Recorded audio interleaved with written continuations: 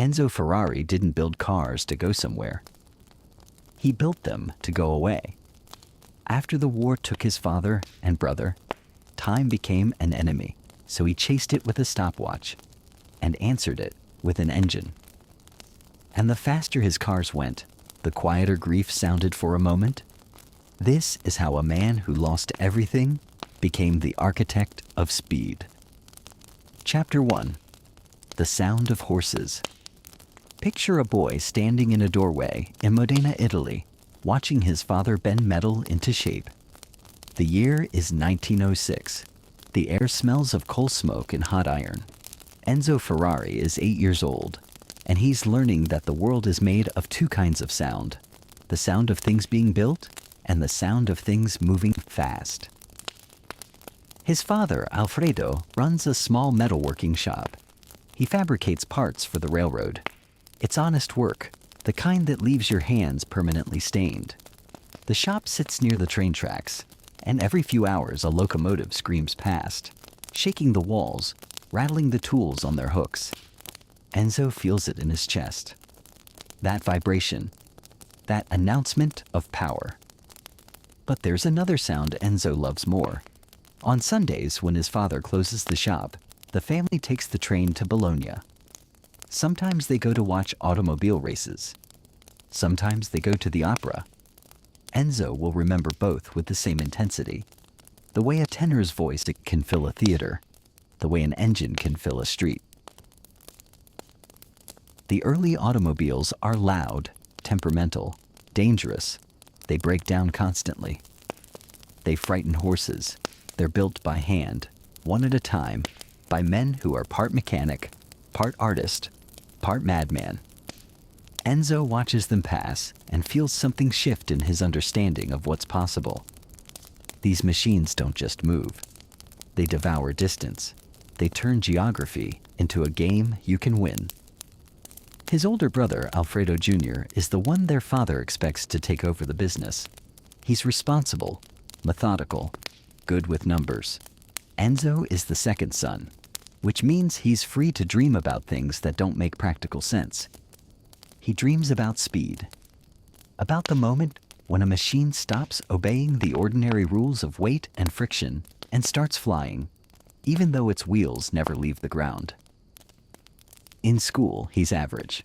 He doesn't particularly care about mathematics or literature or history, but he notices everything about how things work, how a gear meshes with another gear, how a lever multiplies force, how timing is everything. He's learning physics without knowing the vocabulary for it. He's learning that the world rewards precision and punishes hesitation. Modena itself is changing. The city has been making balsamic vinegar and Lambrusco wine for centuries, but now there are factories opening, foundries expanding, engineers arriving from Milan and Turin. Italy is late to industrialization compared to Germany or England, and there's a hunger to catch up. A sense that the 20th century belongs to whoever can build the fastest, the strongest, the most. Enzo's father doesn't share this enthusiasm. Alfredo Sr. is a 19th century man living in a 20th century moment. He believes in craftsmanship, in doing one thing well for your entire life.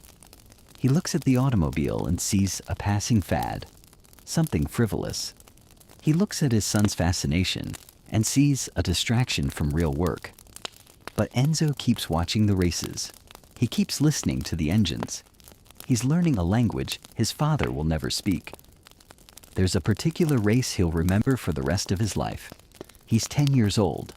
His father takes him and Alfredo Jr. to Bologna to watch the Circuit di Bologna. It's 1908. The cars are primitive by later standards.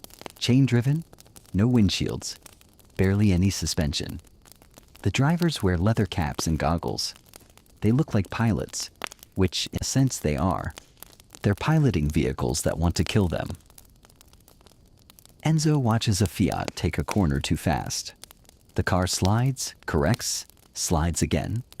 For a moment, it seems like the driver has lost it, like the machine is in charge now. Then somehow, he brings it back under control. The rear wheels find grip. The car launches forward. The driver's face is invisible behind his goggles, but Enzo can see his hands on the wheel, precise, confident, making tiny adjustments at enormous speed. That's when Enzo understands. The car isn't the point. The car is just the instrument. What matters is the relationship between the man and the machine, the conversation that happens too fast for conscious thought. The way a great driver doesn't fight the car. He listens to it, feels what it's trying to tell him, makes himself part of its physics. He decides right there that this is what he wants, not to build cars, not yet. First, he wants to drive them. He wants to have that conversation at 100 kilometers an hour. His father will never understand this decision, but then his father won't live long enough to argue about it. Chapter 2. The First Death. The war comes in the summer of 1914, and at first it seems distant, like something happening to other people in other countries. Austria-Hungary and Serbia are fighting over an assassination in Sarajevo. It's the kind of political crisis that usually gets resolved through diplomacy and treaties. Everyone says it will be over by Christmas. But then Germany invades Belgium. France mobilizes. Russia moves troops to the border. Britain declares war. And suddenly, all of Europe is choosing sides, drawing lines, making promises they can't break without losing honor. Italy stays neutral at first, but the pressure builds. There are politicians arguing for intervention, newspapers calling for glory, intellectuals convinced that war will somehow purify the nation's spirit. Enzo is 16 when Italy joins the Allies in 1915. He wants to enlist immediately. He's young, strong, hungry for purpose. The army seems like an engine he can climb inside, a machine that will test him, prove him, show him what he's made of. But his father forbids it. Alfredo is old enough to remember Italy's previous wars. Pointless, bloody, achieving nothing. He tells Enzo to wait, to finish his education, to learn a trade that will matter when all this madness is over.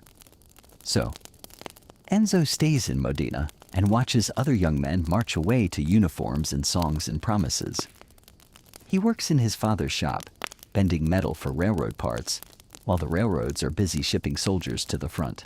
It feels like being left behind, while history happens somewhere else.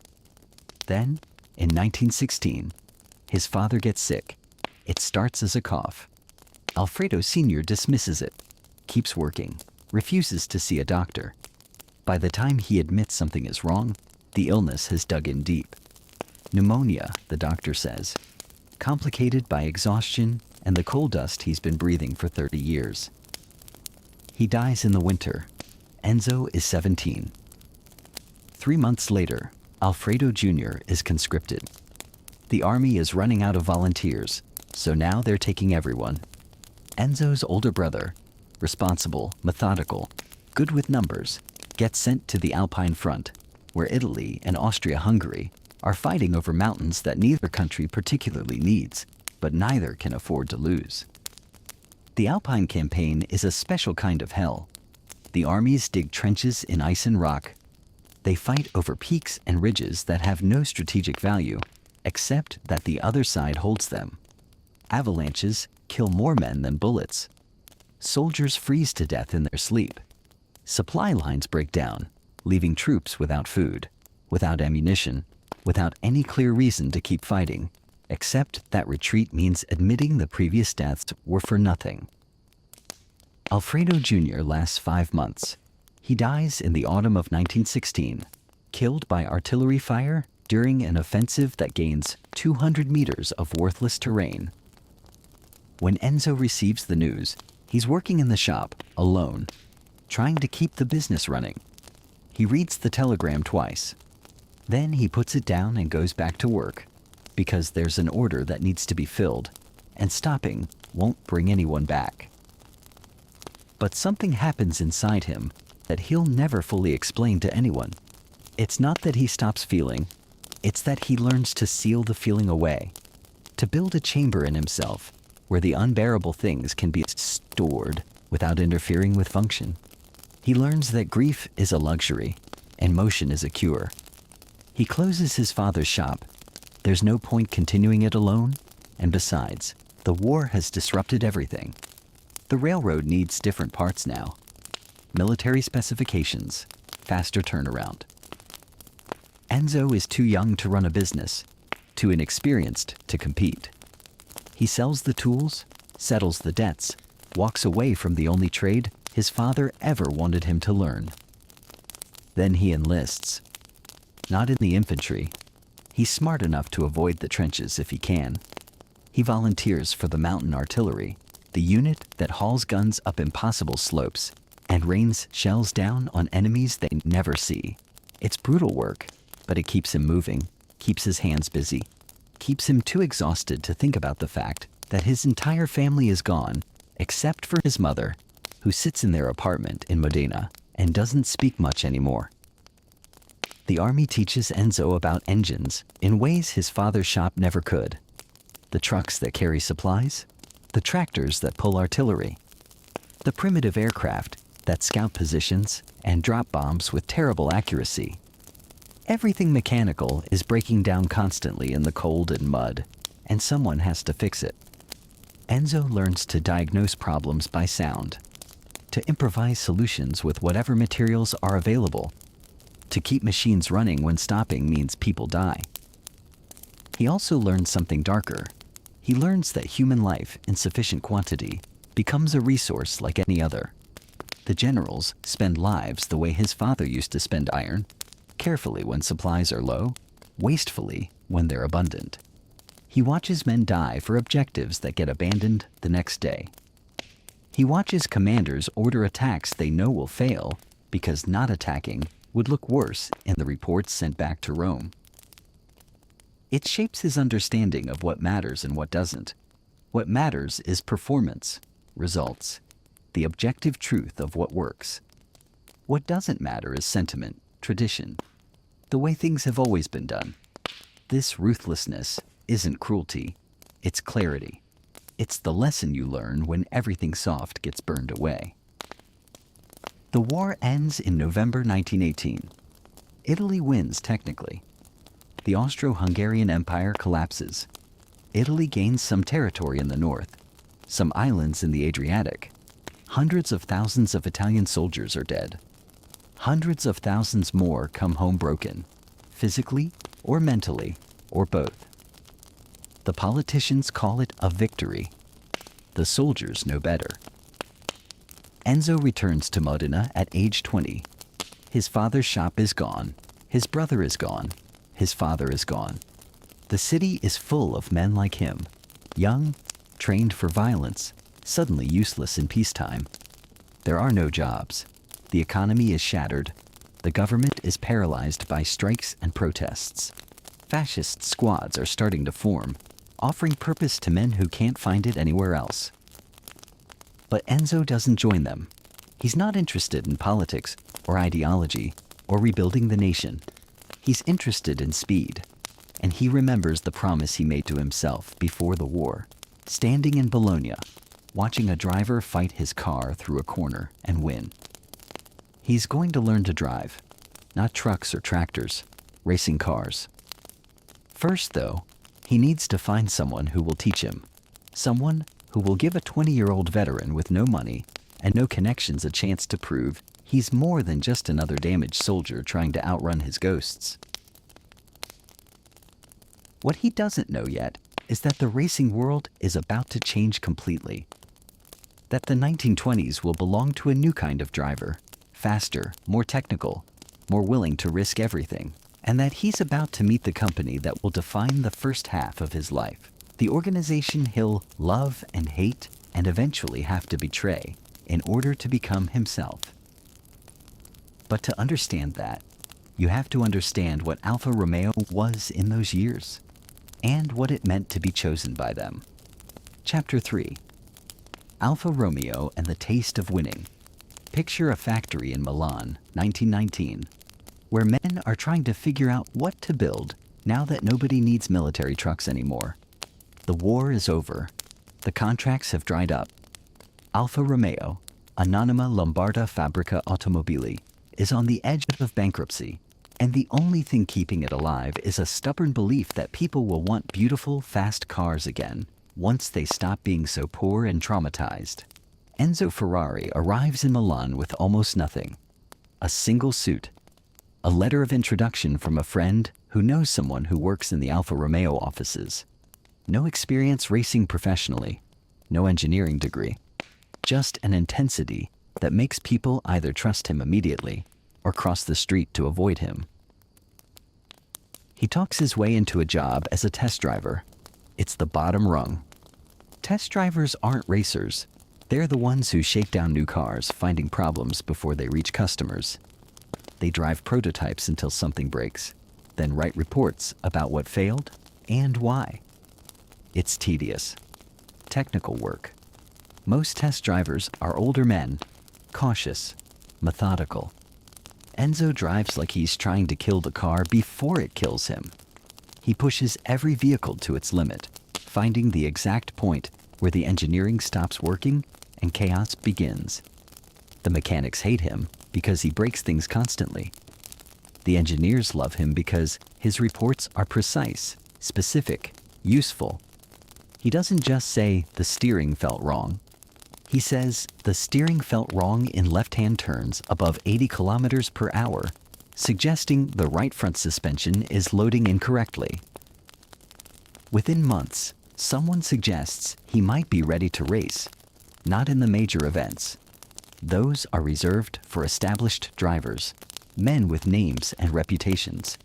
But there are smaller competitions, regional races, events where Alfa Romeo needs someone willing to drive hard and finish, even if they don't win.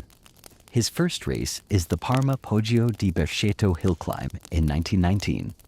He finishes fourth. It's not impressive, but it's not embarrassing. More importantly, he doesn't crash, doesn't damage the car, doesn't cost the company money. In a sport where most races end with half the field broken down or destroyed, finishing is its own kind of victory. Then he starts winning. Not every race, but enough. The Targa Florio in 1920, where he places second. The Circuit of Mugello, where he takes first in his class. Each victory teaches him something new about the relationship between driver and machine, about reading the road, about managing tire wear and fuel consumption, and the thousand small decisions that add up to speed. He's learning that racing isn't about bravery. Every driver is brave. You have to be, or you wouldn't climb into a vehicle that might kill you. Racing is about intelligence, about knowing when to push and when to preserve the car for the final laps, about understanding that the fastest driver doesn't always win. The smartest driver wins. The cars themselves are evolving rapidly. The Alfa Romeo RL that Enzo drives in the early 20s is a revelation compared to the pre-war models. Overhead valve engine, four-wheel brakes, actual suspension that does more than just connect the wheels to the frame. It's still primitive by later standards. No safety features, minimal weather protection, brakes that fade after hard use. But it's fast. And in 1920s racing, fast covers a multitude of sins. Enzo is also learning about the business side of racing. He notices that Alfa Romeo doesn't just build cars to win races. They win races to sell cars. Every victory is marketing. Every podium finish appears in advertisements. The company is selling speed, glamour, Italian engineering, the promise that you can buy a piece of what the racing drivers experience. This understanding will matter later, but for now, he's focused on driving. The racing world of the 1920s is smaller than you might imagine. There are perhaps 200 serious professional drivers in all of Europe. Everyone knows everyone. Reputations are built and destroyed in a single season. The politics are vicious. Drivers sabotaging each other's equipment, spreading rumors, forming alliances that last exactly as long as they're useful. Enzo navigates this world with the same ruthless clarity he learned in the war. He makes friends when friendship serves his purpose. He betrays no one, but he also promises nothing. He's polite, professional, and utterly focused on his own advancement. Some drivers find this coldness disturbing. Others recognize it as honesty. In 1923, he achieves his greatest success as a driver, the Circuit of Savio. It's a minor race by international standards, but it's in Ravenna, close to home, and Enzo wins it outright. First place. Not in his class. First overall. Beating drivers with more experience, better equipment, bigger reputations. That's when he understands something crucial. He's good, but he's not great.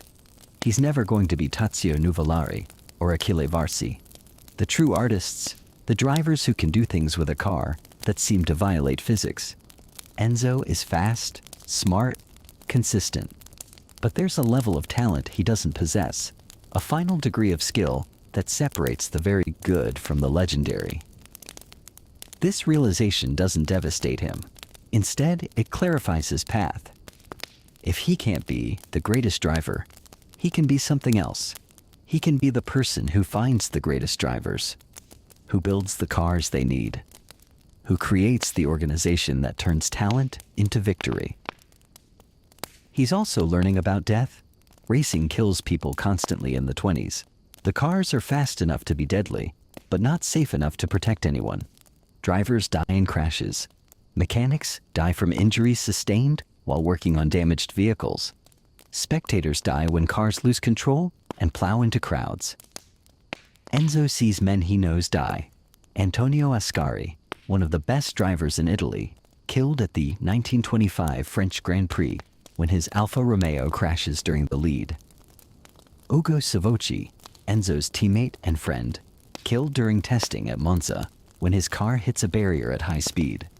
These aren't distant tragedies. These are people Enzo ate dinner with, people he trusted.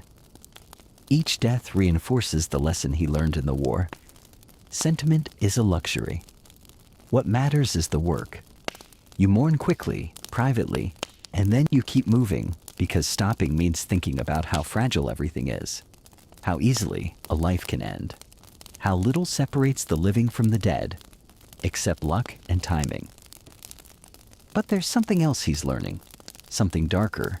He's learning that he can accept these deaths, that he can watch friends die and then climb into a car the next day and drive just as hard, take the same risks, push the same limits. This ability will define his entire career, the capacity to love people while being willing to sacrifice them for speed. In 1924, Enzo marries Laura Garello.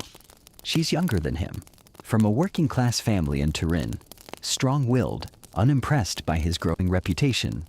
She sees through the carefully constructed shell he shows the world.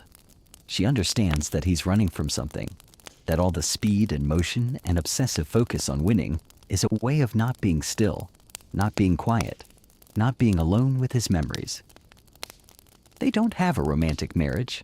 Laura later describes it as a partnership, a mutual decision to build a life together, even if neither of them is particularly good at happiness.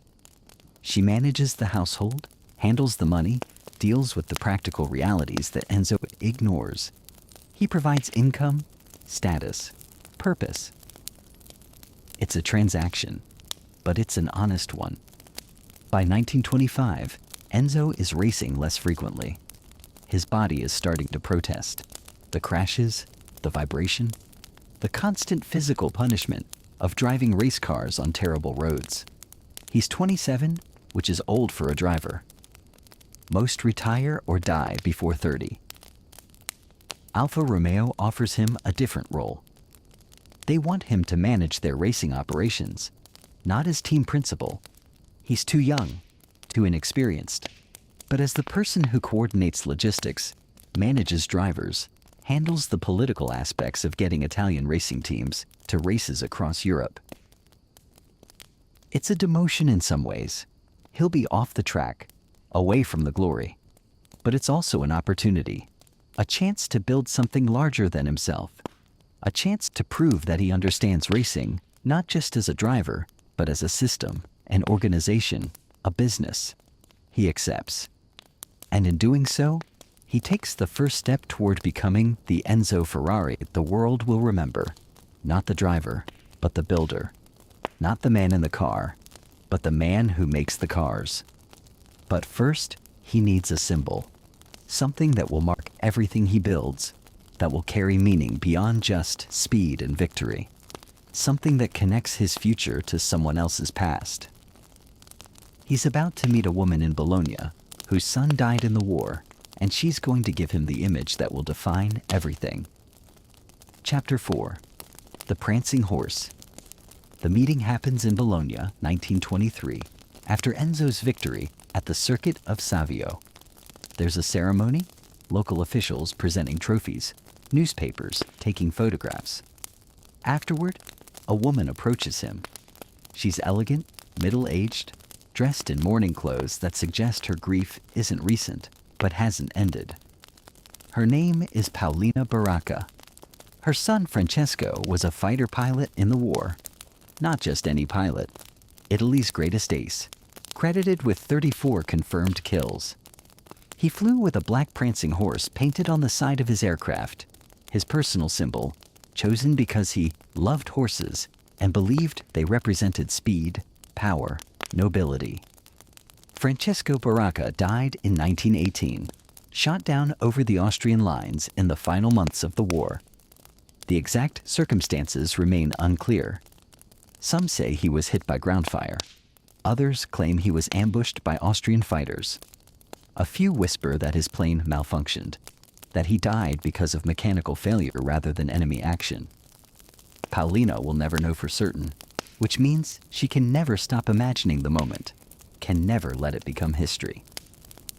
She tells Enzo about her son, about the kind of man he was, disciplined, fearless, precise, about how he approached flying the same way Enzo approaches racing, with absolute focus and technical mastery, about the horse symbol, which Francesco adopted from the coat of arms of his squadron, but made his own.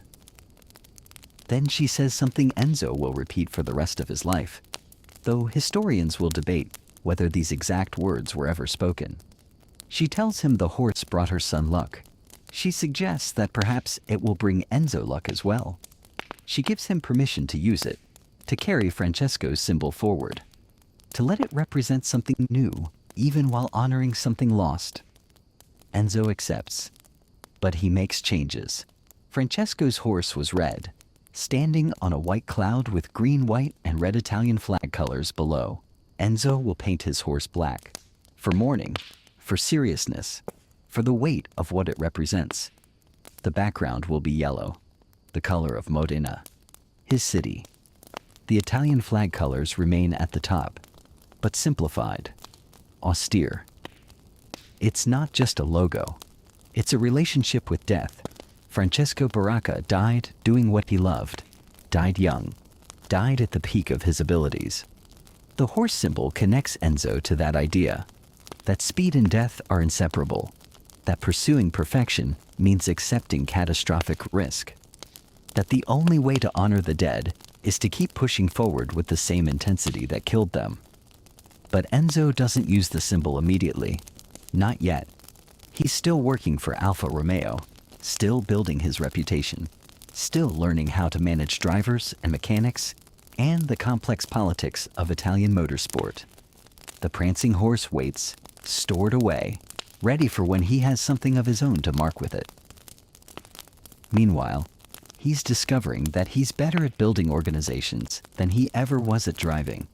He has a gift for identifying talent, not just in drivers, but in mechanics, engineers, strategists. He can look at a young driver and see not just their current skill, but their potential, their trajectory, what they might become with proper training and the right equipment.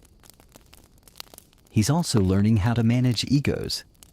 Racing drivers are not easy people. They're convinced of their own superiority, hypersensitive to perceived slights, constantly competing with their own teammates. Enzo learns to play them against each other, to give each driver just enough support, to keep them loyal, but not so much that they become comfortable. In 1929, he convinces Alfa Romeo to let him form an independent racing team, not a factory team. Alfa Romeo already has that, but a separate organization that will race Alfa Romeo cars under its own name, with its own drivers, its own mechanics, its own identity. It will be called Scuderia Ferrari, the Ferrari racing team. This is the crucial moment. Enzo is 31 years old. He's been in racing for a decade, first as a driver, then as a team manager. He's learned everything he can learn from working for someone else. Now, he needs to build something that's his, that carries his vision, that will exist according to his rules. Alfa Romeo agrees because it makes financial sense. The depression is beginning. Money is tight. Manufacturing racing cars is expensive, and racing them is even more expensive. By outsourcing the racing operation to Scuderia Ferrari, Alfa Romeo can maintain a presence in motorsport without bearing the full cost. Enzo will find sponsors, manage the budget, take the risks. It's a gamble for both sides. Alfa Romeo is betting that Enzo can deliver victories without draining their resources. Enzo is betting that he can build an independent organization that doesn't just win races, but becomes something larger, something that transcends any individual driver or car. He sets up headquarters in Modena, in a building on Viale Trento e Trieste. It's modest, a workshop, an office, space for a few cars and a small staff.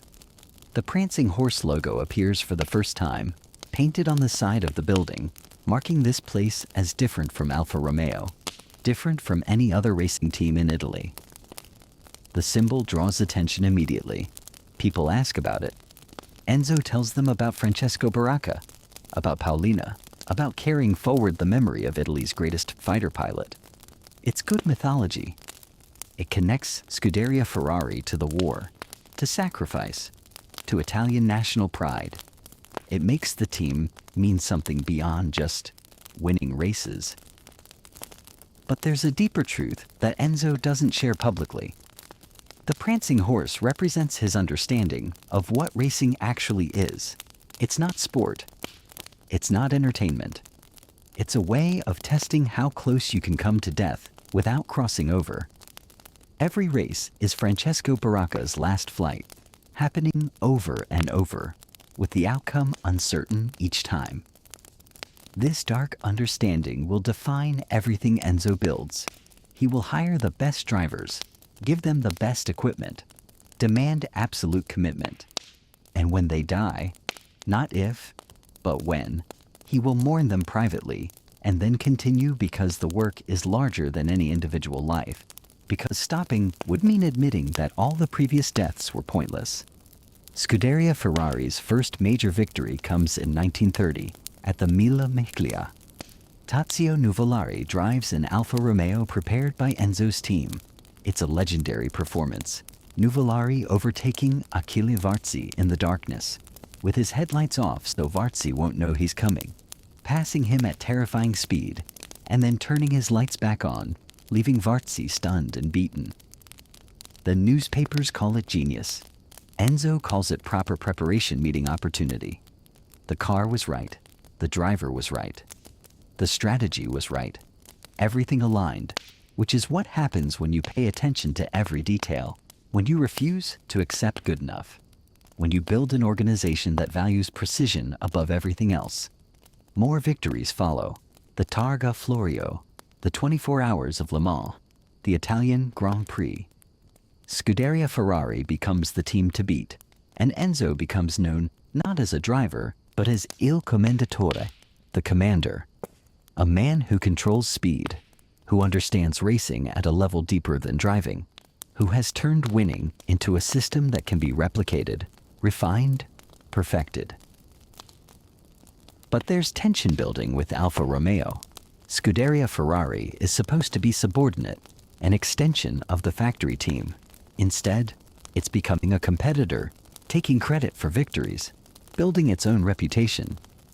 Enzo is still racing Alfa Romeo cars, still technically working for them. But everyone can sense that he's outgrowing the relationship, that eventually he'll need to break free completely. The question is when.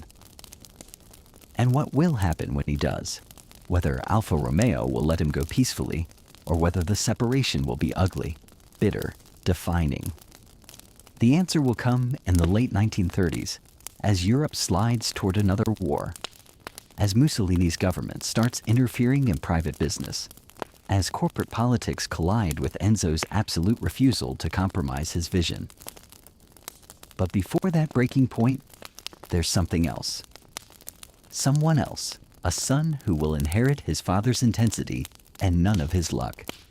A boy named Dino, who will change everything Enzo thinks that he understands about love and loss, and what it means to build something that outlasts you. Chapter 5. Scuderia Ferrari. The 1930s are the golden age of Grand Prix racing, and Scuderia Ferrari is at the center of it. The team grows rapidly. More mechanics, more engineers, more drivers. The workshop in Modena expands. The black Prancing Horse appears on cars racing across Europe. Enzo is building not just a team, but a culture, a way of approaching racing that's different from everyone else. He runs Scuderia Ferrari like a military operation. Everything is structured, hierarchical, disciplined. Drivers don't just show up and race. They train, they study the circuits, they learn the cars inside and out. Mechanics don't just fix what breaks. They anticipate problems. They optimize every system. They treat each car as if it's the only thing standing between victory and catastrophe. This intensity creates results. Between 1930 and 1937, Scuderia Ferrari wins almost every major race in Europe. The Mille Miglia multiple times, the Targa Florio, the Belgian Grand Prix, the German Grand Prix. The team becomes synonymous with Italian racing success, which matters enormously in Mussolini's Italy, where national pride is a political tool and sporting victories are proof of fascist superiority. Enzo navigates this political landscape carefully. He's not particularly ideological. He doesn't care about fascism as a philosophy, but he understands that Mussolini's government controls resources, grants permissions, can make his life easy or impossible depending on how cooperative he is. So he cooperates. He attends the right events. He says the right things. He lets the regime claim his victories as their own. But he also maintains distance. He never joins the fascist party officially. He never gives speeches about political ideology. He keeps Scuderia Ferrari focused on racing, on technical excellence, on winning. The government can interpret that however they want. The drivers he works with in the 30s become legends. Tazio Nuvolari, Il Mantovano Volante, the Flying Mantuan, who drives with a combination of aggression and artistry that Enzo both admires and finds terrifying. Achille Varzi, more calculated, more strategic, less prone to spectacular crashes, but just as fast. Louis Chiron, the Monegasque driver who brings French sophistication to Italian passion. Enzo manages these men by understanding their weaknesses. Nuvolari needs constant reassurance that he's still the best, that age hasn't diminished his skills. Varzi needs to believe he's the smart one, that his victories come from intelligence rather than raw talent. Chiron needs to feel respected, treated as an equal partner rather than a hired driver. It's manipulation, but it's manipulation in service of something larger. Enzo genuinely wants these men to succeed. He gives them the best equipment, the best support, the best chance to win. But he also keeps them competing with each other, keeps them hungry, keeps them from ever getting comfortable. The cars are evolving rapidly too. The Alfa Romeo P3, introduced in 1932, is a masterpiece. Supercharged engine, independent front suspension, aerodynamic body. It dominates racing for years. Enzo's team maintains these cars, tunes them, finds small advantages that compound over a race distance. A half second per lap doesn't sound like much. Over 50 laps, it's a 25-second lead, which is the difference between first and fifth. But Enzo is also thinking about what comes after Alfa Romeo. He's 35 in 1933, old enough to see the pattern. He's built Scuderia Ferrari into something successful, something that matters. But it's still dependent on another company's cars, another company's decisions, another company's permission to exist. He starts experimenting. Small projects at first, modifying Alfa Romeo cars beyond what the factory authorizes, building custom components, testing ideas that Alfa Romeo's engineers dismiss as impractical. He's learning manufacturing, learning how to turn drawings into metal, learning the gap between theory and reality. In 1933, Laura gives birth to their son. They name him Alfredo, after Enzo's father and brother. But everyone will call him Dino. The boy is small, delicate, nothing like his father. Laura worries about him constantly. Enzo, busy with racing, pays less attention than perhaps he should. This will matter later. But for now, Enzo is focused on keeping Scuderia Ferrari winning. The competition is intensifying. Mercedes-Benz and Auto Union are pouring resources into racing, backed by the Nazi government's desire to prove German engineering's superiority. The German cars are faster, more advanced, better funded. Italian racing is being outspent and outdeveloped. Alfa Romeo's response is to retreat. The company is struggling financially. The depression has hurt luxury car sales. Racing is expensive and no longer generating the marketing value it once did. There are discussions about pulling back from motorsport entirely, focusing on manufacturing, letting Scuderia Ferrari fade away. Enzo fights this. He argues that racing is essential, that it drives innovation, that withdrawing means admitting defeat to the Germans. But his arguments carry less weight than they once did. He's an outsider, a contractor, someone who works for Alfa Romeo but isn't part of the company's leadership. In 1937, Alfa Romeo decides to bring racing back in-house. They create their own factory team, Alfa Corsi, and assign it the cars and resources that had been going to Scuderia Ferrari. Enzo is offered a position with the new organization, not as team principal, but as a subordinate, reporting to other managers, following decisions he didn't make. The offer is an insult. Enzo has spent 8 years building Scuderia Ferrari into the most successful racing team in Italy. He's delivered victories, championships, prestige. And now Alfa Romeo wants him to dismantle what he's built and become the middle manager in their bureaucracy. He refuses. The decision surprises almost everyone. Walking away from Alfa Romeo means walking away from competitive racing. Alfa Romeo makes the only Italian cars fast enough to win at the international level. Without access to their vehicles, Scuderia Ferrari becomes meaningless, a team with no cars to race. But Enzo understands something Alfa Romeo's executives don't. He doesn't need their permission to build cars. He has a workshop. He has mechanics. He has engineers. He has relationships with suppliers, sponsors, Italian industrial companies looking for racing partnerships. What he doesn't have is time. War is coming. And if he's going to create something independent, something that carries his name and his vision, he needs to start immediately. The separation is ugly. Alfa Romeo's lawyers draft an agreement. Enzo can keep the Scuderia Ferrari name and facilities, but he cannot race under his own name for 4 years. He cannot call any cars he builds Ferrari for 4 years. He cannot compete directly with Alfa Romeo for 4 years. It's meant to neutralize him. Instead, it gives him exactly what he needs: time to build without the pressure of immediate competition, time to make mistakes privately, to develop his ideas, to learn manufacturing without the world watching. He signs the agreement in 1939. He's 41 years old. Everything he's built depends on someone else's cars. Now, he's going to build his own, even though he's never manufactured an automobile from scratch, even though war is about to make everything more complicated, even though the odds of succeeding are minimal. But Enzo has never particularly cared about odds. He cares about control. And for the first time in his life, he's about to have complete control over what gets built, how it gets built, why it gets built.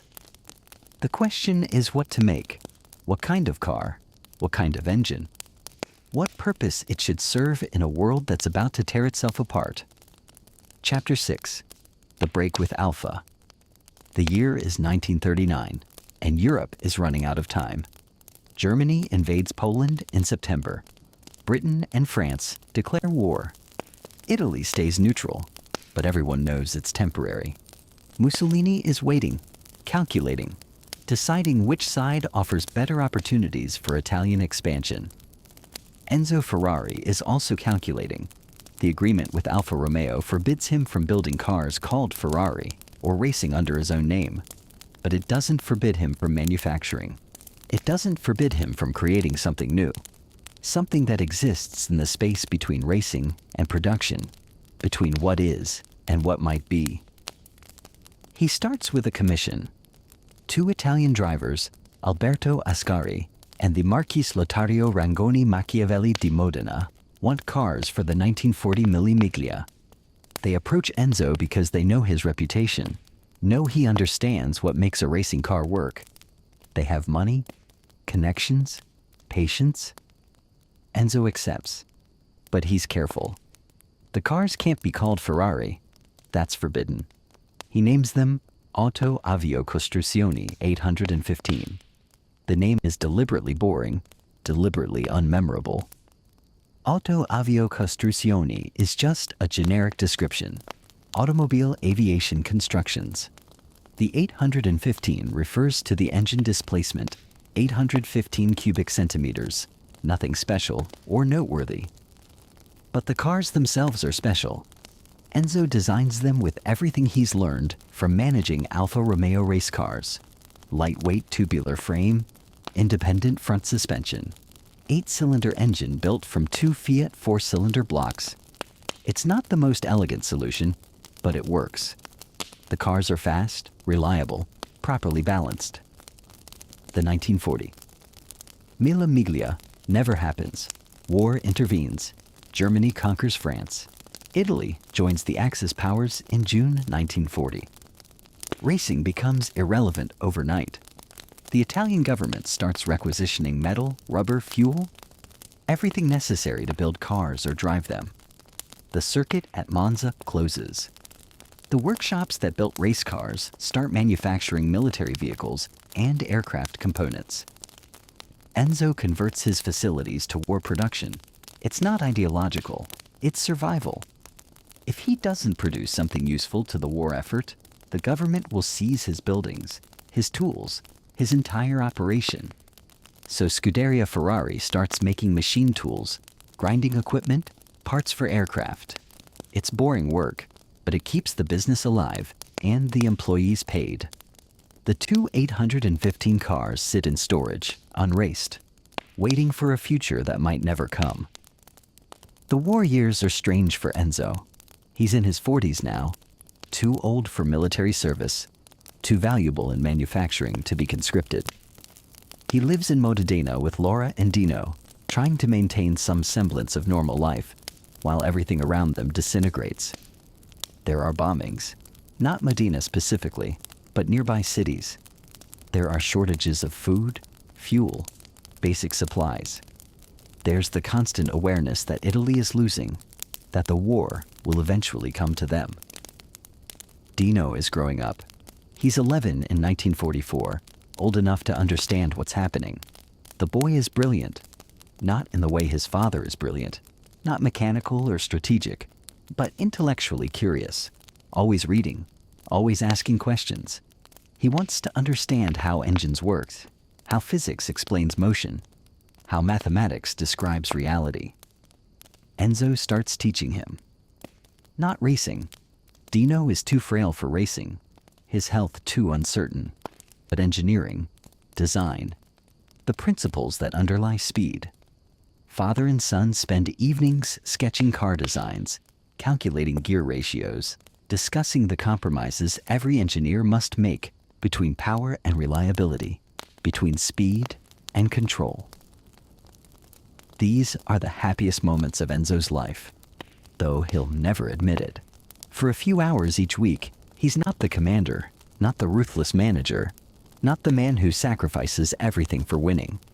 He's just a father teaching his son, sharing something he loves, building a connection that feels more important than any race victory. But he's also aware of time passing. The war can't last forever. Eventually there will be peace. And when peace comes, racing will return. And when racing returns, Enzo needs to be ready. Not with Alfa Romeo cars, with his own cars. With something that carries his vision completely, without compromise or limitation. He starts planning. Secretly, carefully, without drawing attention. He contacts engineers he trusts, people who worked with him at Scuderia Ferrari. He talks to Gioacchino Colombo, a brilliant designer who left Alfa Romeo frustrated by corporate politics. He asks Colombo to design an engine. Not immediately. The war makes that impossible. But after, when it's safe, when they can build something without the government seizing it. Colombo agrees. They discuss specifications. A V12 engine, 12 cylinders in a V configuration, which offers smooth power delivery and a high revving character perfect for racing. Small displacement initially, maybe 1.5 liters, which fits the new formula racing regulations that will probably emerge after the war. Supercharged or naturally aspirated? They debate. Enzo leans toward naturally aspirated, simpler, more reliable, easier to tune. These conversations happen in fragments, stolen moments, careful discussions that never get written down. The work is theoretical, nothing is built, but the vision is taking shape. Enzo can see it, a car that's pure, focused, designed for one purpose only, not a production car modified for racing. A racing car from conception, with every component chosen for performance, for speed, for the single-minded pursuit of being fastest. The war ends in stages. Germany surrenders in May 1945. Japan surrenders in August. Italy is occupied. The south by Allied forces, the north initially by Germans, then liberated slowly, violently, through 1944 and 1945. Modena is damaged, but not destroyed. Enzo's factory survives, though much of his equipment is obsolete, worn out from wartime manufacturing. He's 47 years old. He's been waiting 6 years to build cars under his own name. 4 years from the Alfa Romeo agreement, plus 2 years of war. The world has changed. Millions are dead. Europe's infrastructure is shattered. There's no money, no fuel, no materials, no customers for luxury racing cars. But there will be. Enzo is certain of it. People will want to forget the war, want distraction, want beauty and speed, and something that feels alive. Racing will come back because people need racing, need competition, need heroes who risk everything for something as pointless and essential as being fastest. In 1946, Enzo officially changes the company name. Not Scuderia Ferrari anymore, just Ferrari. Ferrari Automobili, Ferrari SPA. The Alfa Romeo agreement has expired. He can finally use his own name. The Prancing Horse logo becomes official, appears on everything, marks this as the beginning of something new. Colombo finishes the engine design, the V12, 1.5 liters, naturally aspirated. Beautiful. That's the word everyone uses when they see the drawings. The engine is compact, elegant, with clean lines and logical organization. It looks like it should work, which in engineering is half the battle. Building it is another matter. Italy is still recovering. Materials are scarce. Skilled workers are scattered, displaced by war. Enzo is manufacturing with outdated equipment, insufficient capital, no margin for error. The first engines are essentially handmade, each one slightly different, each one requiring individual tuning and adjustment. But they run, and they sound like nothing else in racing. a high-pitched mechanical scream that will become Ferrari's signature. The sound of 12 cylinders firing in perfect synchronization. The sound of metal and combustion and barely controlled violence. The first complete Ferrari car, the 125S, is finished in 1947. It's small, light, purposeful. The body is simple. No excess decoration, no wasted material. Just the minimum necessary to hold the mechanical components and meet racing regulations. The Prancing Horse badge sits on the nose, small but unmistakable. Enzo looks at it and feels something he hasn't felt since before the war. Not pride exactly. Pride is dangerous. Pride makes you complacent. But satisfaction. The sense of having created something that didn't exist before. Something that carries his vision without compromise. The car races for the first time in May 1947 at the Piacenza circuit. The driver is Franco Cortese. The race lasts 11 laps before the fuel pump fails. The Ferrari retires without finishing. It's not the debut Enzo hoped for, but it's not a disaster either. The car was competitive. It was fast. The failure was mechanical, fixable, the kind of problem that gets solved through iteration and improvement. 2 weeks later, same car, same driver, different race, the Rome Grand Prix. This time, everything works. Cortese drives brilliantly, manages the car properly, crosses the finish line first. Ferrari's first victory. First race finished, first race won. The newspapers call it a miracle. Enzo calls it proof of concept. He's built a car from scratch that can compete with established manufacturers, can win against better-funded teams, can turn his vision into reality. Now he needs to do it again. And again. And again. Until Ferrari means something. Until the Prancing Horse represents not just speed, but excellence. Not just winning, but the absolute refusal to accept anything less than perfection. But perfection has a cost. And Enzo is about to learn that the cost is higher than he ever imagined. That building his dream will require him to sacrifice the thing he loves most. That some races can't be won, no matter how fast you go or how perfectly you prepare. Dino is 19 now, and he's sick. Chapter 7. The First Ferrari. The late 1940s are chaos and possibility mixed together. Italy is rebuilding. The economy is struggling. Food is still rationed in some regions, but there's energy, movement, a sense that the future is beginning, whether anyone is ready or not. Ferrari exists in this uncertain space between hope and bankruptcy. The 125S wins some races, breaks down in others. Each victory brings attention, potential sponsors, magazine coverage. Each failure costs money Enzo doesn't have, damages the reputation he's trying to build, makes suppliers nervous about extending credit. He's manufacturing cars by hand, essentially.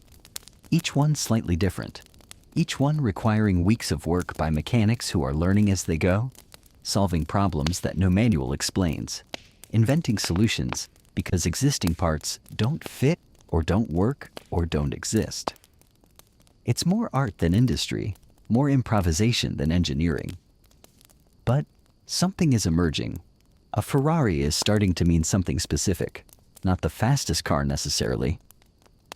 Alfa Romeo and Maserati still have more resources, better funding, but the most intense, the most committed to racing as the only thing that matters.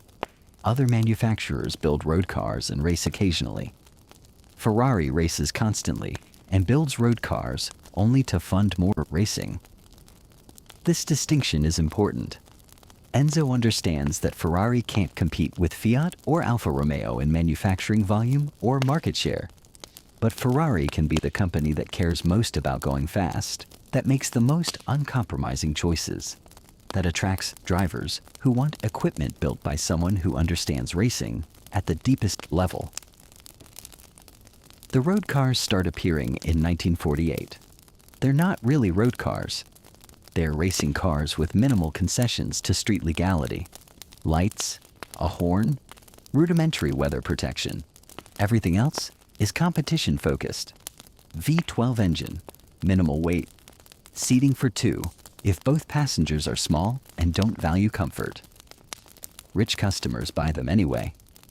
Industrialists, aristocrats, people with money and a desire to own something rare, something connected to racing glamour.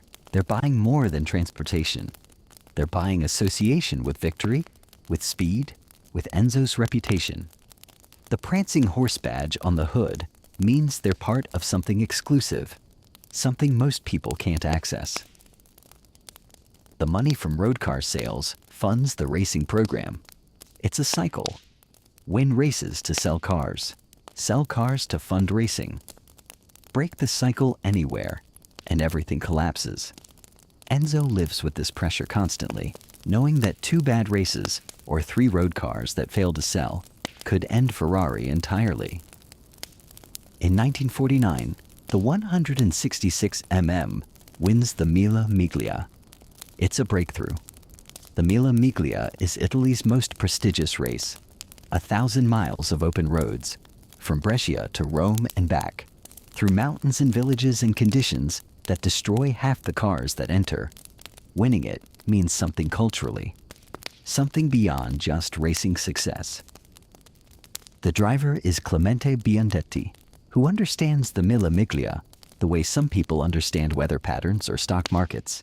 He knows every turn, every surface change, where to push and where to preserve the car. The Ferrari gives him reliability, power when he needs it. Handling that inspires confidence.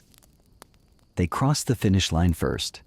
Enzo is there, watching, allowing himself a moment of visible satisfaction. This is what he's been building toward.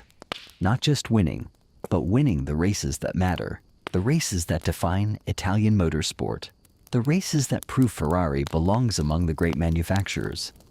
More victories follow: Le Mans, the Targa Florio, the Portuguese Grand Prix. Each win validates Enzo's approach. Small organization, total focus, cars built specifically for racing rather than adapted from production models. Ferrari is becoming a threat to larger, older companies, which means those companies are starting to pay attention, starting to take Ferrari seriously, starting to copy some of Enzo's methods. But there's darkness growing alongside success. Dino is sick more often now. Fatigue, weakness, symptoms that come and go, but never fully disappear. Laura is terrified, though she tries to hide it. Enzo tells himself it's nothing, that young men get sick and recover, that worry is useless when there's work to do. Dino is studying engineering at the University of Bologna. He wants to work for Ferrari, wants to design engines, wants to contribute to what his father is building. He sketches constantly, engine layouts, suspension systems, aerodynamic theories. Some of his ideas are impractical. Some are brilliant. Enzo looks at these drawings and sees his own obsession reflected, refined, channeled through a different kind of intelligence. They talk about building a 6-cylinder engine. The V12 is beautiful but expensive, complicated, heavy. A V6 could offer similar performance characteristics, high revving, smooth power delivery, while being lighter, cheaper, more practical for smaller displacement racing categories. Dino is fascinated by the challenge, the mathematics of balancing rotating assemblies, the acoustic properties of different firing orders. These conversations happen in the evenings, in Enzo's office at the factory, with technical drawings spread across the desk, and the sound of mechanics working late, echoing from the workshop, father and son, building something theoretical together, something that exists only in sketches and calculations, but feels more real than most physical objects. In 1950, Formula One officially begins. It's not entirely new. There were Grand Prix races before, during the 20s and 30s. But this is different. Standardized regulations. A championship series? Points for finishing positions. An attempt to create structure, international competition, something that can grow beyond individual races into a sustained narrative. Enzo enters Ferrari immediately. He's been waiting for this official recognition. A framework where winning means something beyond single races, where building a dominant car can lead to sustained success across a season. The first Formula One season is dominated by Alfa Romeo. They have the 158 Alfetta, a pre-war design refined to perfection, driven by legends like Nino Farina and Juan Manuel Fangio. Ferrari can't compete directly. The cars are too new, the team too inexperienced at this level. But they're learning, collecting data, understanding what works and what needs improvement.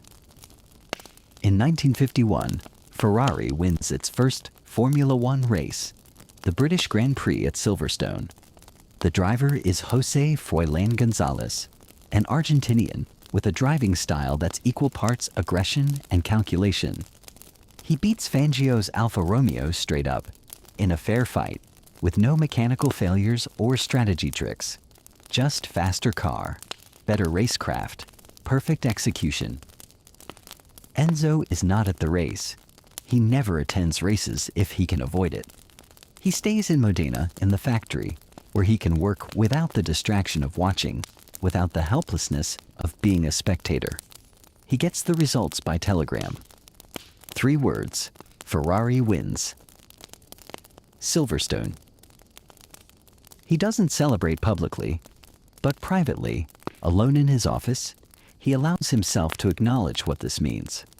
He's built a company from nothing, created cars that can beat Alfa Romeo, the company that once employed him, that forced him out, that tried to prevent him from ever competing against them.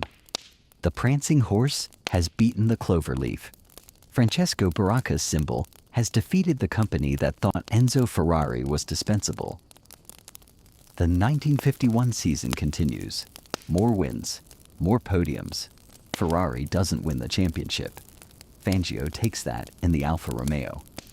But Ferrari is close. Close enough that everyone knows next year could be different. Close enough that Alfa Romeo decides to withdraw from Formula One, citing costs, but really acknowledging that they can't compete with Enzo's intensity, his refusal to accept second best, his willingness to pour every resource into winning. By 1952, Ferrari dominates. Alberto Ascari wins race after race in the Ferrari 500. The championship isn't even close. Ferrari takes first, second, third, fourth in the final standings. It's not just victory, it's dominance. The kind that makes competition seem pointless, that establishes Ferrari as the standard everyone else is chasing. And yet, there's something hollow about it, because the people Enzo wants most to share it with can't. His father is dead. His brother is dead. And Dino is getting sicker, spending more time in hospitals than in classrooms, missing semesters at the university, declining in ways that doctors can diagnose but not cure. The diagnosis, when it finally comes clearly, is Duchenne muscular dystrophy, a genetic condition. Progressive, degenerative, terminal. The muscles weaken gradually, then rapidly. Eventually, the heart and lungs fail. There's no treatment, no cure. Nothing to do except watch it happen. Dino is 21 when the diagnosis becomes certain. He knows what it means. Everyone knows what it means. Laura wants to protect him, wants to keep him home, wants to give him whatever peace or comfort is possible. Enzo responds differently. He keeps involving Dino in the work, keeps asking for his opinions on engine designs, keeps treating him like an engineer rather than a patient. It's not denial exactly. It's Enzo's way of saying that Dino's mind matters more than his body, that what he can contribute intellectually has value regardless of his physical condition. It's also possibly cruel, possibly a refusal to acknowledge reality, possibly Enzo's lifelong pattern of using work to avoid feeling anything he can't control. But Dino wants it, wants to be useful, wants to contribute. wants to be part of Ferrari rather than separate from it. So they keep working together, keep designing the V6 engine, keep calculating, sketching, refining, building something that will exist after Dino is gone, something that will carry his mind forward even when his body stops. The engine becomes real in 1955. The Dino V6. Compact, powerful, perfect for the new Formula 2 regulations. It sounds different from the V12. Higher, angrier, more mechanical. But it works. It wins races. It proves that Dino's ideas weren't just theoretical, that his understanding of engineering was sophisticated, valuable, worthy of his father's respect. Dino dies in 1956. He's 24. The muscular dystrophy takes him slowly at first, then suddenly at the end. He spends his final months in and out of consciousness, his body failing piece by piece, while his mind remains sharp, trapped, aware. Enzo is with him when he dies. Laura is there. The room is quiet, except for breathing that's becoming more difficult, more labored, until finally it stops. There's a moment where everything is perfectly still. Then time starts moving again, and Enzo has to figure out how to exist in a world where his son is gone. Chapter 8. Dino. After the funeral, Enzo does something unexpected. He doesn't talk about Dino, doesn't mention him in interviews, doesn't discuss the loss publicly. It's as if his son never existed, as if acknowledging the death would make it more real, more permanent, more unbearable. But he does something else. He names engines after him. The Dino V6 becomes a production engine, used in racing cars and eventually road cars. Every time someone says Dino, they're saying his son's name. Every time a Dino engine wins a race, Dino wins. It's the only kind of immortality Enzo knows how to give. Laura grieves differently. She becomes more religious, more withdrawn, more focused on memory than motion. She and Enzo drift further apart, not divorcing. Divorce isn't something their generation does easily, but becoming separate people living in the same house, connected by shared history rather than current intimacy. Enzo throws himself into work with even more intensity than before. 16-hour days, 7-day weeks. The factory becomes his entire life. He's there before dawn, stays past midnight, oversees everything personally. Engine testing, chassis development, driver contracts, sponsor negotiations. Every decision flows through him, requires his approval, reflects his vision. The other engineers notice the change. Enzo was always demanding, always perfectionist. Now he's unreachable, impossible to satisfy. Nothing is good enough. Every flaw is personal. Every failure is unacceptable. He fires people for small mistakes. He humiliates drivers who don't meet his standards. He creates an atmosphere of constant pressure, constant fear, constant awareness that working for Ferrari means sacrificing everything else in your life. Some people leave. They can't handle the intensity, the absence of praise, the knowledge that Enzo sees them as interchangeable components in a larger machine. Others stay, drawn by the challenge, by the chance to work at the highest level, by the strange honor of being chosen by someone who values excellence above human comfort. The cars get faster. The 1956 Lancia Ferrari D50, which Ferrari acquires when Lancia withdraws from racing. The 1957 Ferrari 801, which wins the championship with Fangio driving. The 1958 Dino 246, powered by the engine that carries his son's name, that embodies his son's mind, that proves Dino's ideas were more than theoretical exercises. But the victories feel different now. Hollow. Enzo watches the races on television when he watches at all. He still refuses to attend in person most of the time. He sees cars with his name cross the finish line first.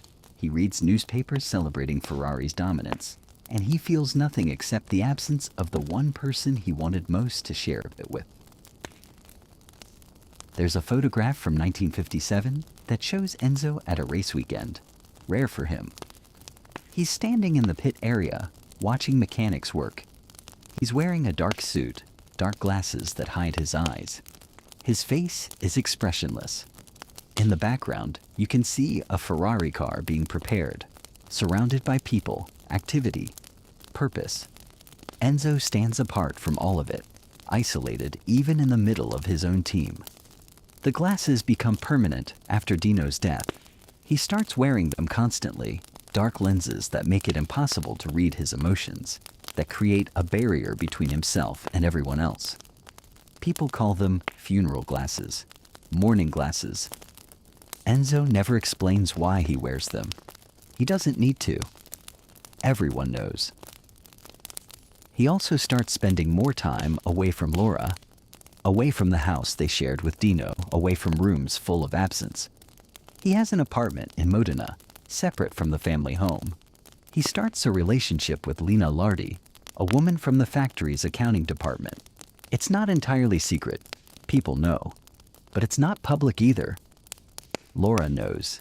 She doesn't leave, doesn't make demands, doesn't force confrontation. She accepts it the way she accepts everything else, with quiet endurance. In 1958, Lina gives birth to a son. They name him Piero. Enzo is 60 years old, a father again, though he can't acknowledge Piero publicly without scandal, without destroying his marriage to Laura, without creating complications he doesn't want to deal with. So Piero exists in a strange, liminal space. Enzo's son, but not officially, part of the family, but separate from it. Growing up knowing who his father is, but not being able to claim the name Ferrari. This arrangement will last for decades. Piero will work for Ferrari eventually, will become crucial to the company's future, will carry Enzo's vision forward after his death. But for now, he's a secret, a private matter, something Enzo keeps compartmentalized, the way he compartmentalizes everything that might interfere with work. The late 50s are Ferrari's most successful period in racing. Championship after championship. Le Mans victories. The Targa Florio. The Mille Miglia. Until 1957, when Alfonso de Portago's Ferrari crashes during the race, killing him, his co-driver, and 9 spectators, including 5 children. The Mille Miglia is canceled after that, never to return. Open road racing is too dangerous, too unpredictable, too likely to kill people who weren't even competing. Enzo is investigated. There are questions about whether the car was properly maintained, whether Ferrari prioritized speed over safety, whether someone should be held criminally responsible for the deaths. The investigation eventually clears him, finds no evidence of negligence or malice, but the damage is done. Ferrari is associated with death now, with danger, with the cost of going fast. Enzo's response is characteristic. He doesn't apologize, doesn't promise to make racing safer. Instead, he releases a statement that becomes infamous. Aerodynamics are for people who can't build engines. It's deflection, provocation, a refusal to accept responsibility. But it's also philosophy. Enzo believes that racing is inherently dangerous, that trying to make it safe defeats the purpose, that drivers know the risks and accept them. This belief will define the rest of his career. He will lose drivers regularly, not every year, but often enough that death becomes normalized, expected, part of the cost of competing. Some will die in his cars. Some will die in other teams' cars after leaving Ferrari. Each death will be mourned briefly and then absorbed into the ongoing work, the endless pursuit of speed that matters more than any individual life. People ask him about it sometimes, journalists, colleagues, rivals. How can he keep building cars that kill the people who drive them? How can he live with the knowledge that his ambition has body count attached? Enzo's answer, when he gives one, is always the same. The drivers choose to race. They know the risks. They accept the danger because they want the same thing he wants, to be fastest, to win, to achieve something most people can't. He's giving them the best equipment possible.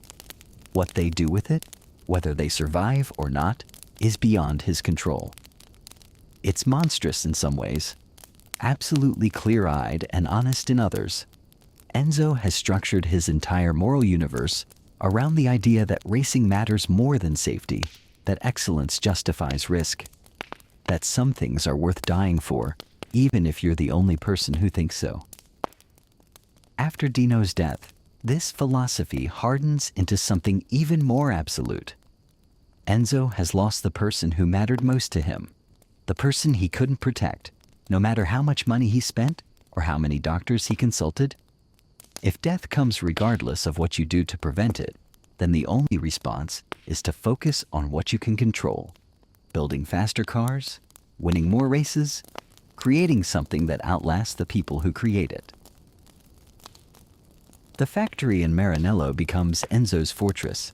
He moved Ferrari's headquarters there in 1943 to a property that's more isolated, more controlled, more separate from the city. The facility expands constantly. More workshops, more testing equipment, more space for the growing organization. By the late 50s, hundreds of people work there, building cars, testing engines, preparing for races all over the world. Enzo controls everything from an office at the center of the complex. People come to him. He never goes to them. They wait outside his door, nervous, preparing what they'll say, knowing they have minutes at most to make their case before he dismisses them or loses interest. He's becoming il commendatore, not just in title but in reality. The commander, the one who gives orders, who makes decisions, who embodies Ferrari completely. The man and the company are merging, becoming inseparable. When Enzo dies, people will wonder if Ferrari can continue without him. In 1958, Enzo is wondering the same thing. Not about his death. He plans to live forever. But about succession. About what happens to Ferrari when he can no longer control every decision personally. The answer is beginning to emerge, though he doesn't see it yet. The company is getting too big for one person to manage. The racing programs are expanding. The road car business is growing. There are sponsors to manage, regulations to navigate, international markets to enter. Ferrari needs structure, delegation, professional management. But Enzo can't let go. Won't let go. Because letting go means admitting that Ferrari is bigger than him, that it can exist without him, that he's built something he no longer fully controls. And control is the only thing that's kept him functioning since Dino died. So he holds on, tighter than before, harder than necessary, creating conflict, forcing confrontations, testing loyalty constantly. The 60s will bring this approach into collision with reality, with American business practices, with corporate money, with people who don't understand that Ferrari isn't just a car company, that it's Enzo's way of giving meaning to loss, that buying Ferrari means buying something that isn't for sale. Chapter 9. The Cost of Speed. The 1950s bleed into the 1960s, and Ferrari is winning everything. Formula One championships, sports car racing, endurance events. The Prancing Horse appears on podiums across Europe and beyond. Enzo has built exactly what he intended, a company synonymous with speed, with racing excellence, with an absolutist commitment to going faster than anyone else. But speed has a price, and in the late 50s and early 60s, that price comes due repeatedly, violently, in ways that force even Enzo to confront what he's built. The drivers die, not occasionally, regularly. Luigi Musso in 1958, his Ferrari crashing at the French Grand Prix at Reims. He's thrown from the car, dies instantly. He was 29 years old, one of Italy's most promising drivers, someone Enzo personally recruited and trained. Wolfgang von Trips in 1961, during the Italian Grand Prix at Monza. His Ferrari collides with another car, launches into the crowd, kills Von Trips and 15 spectators. The disaster happens in front of thousands of people, captured on film, replayed in newsreels across the world. Ferrari is racing for the championship that day. They win the constructors' title, but the victory tastes like ashes. Lorenzo Bandini in 1967 at the Monaco Grand Prix. His Ferrari crashes, flips, catches fire. Bandini is trapped in the burning wreckage for several minutes before marshals can attack him. He dies 3 days later from his burns. The footage is horrifying. Flames, smoke, screaming. The helplessness of watching someone die slowly while everyone tries desperately to save him. These are just the Ferrari drivers. The deaths in other teams, driving other cars, add up into numbers that seem impossible now. Between 1950 and 1970, over 30 drivers die in Formula One alone. Sports car racing is even worse. Faster cars, less regulated circuits, longer races where fatigue causes mistakes. Each death follows a pattern. Shock, investigation, mourning, promises to improve safety.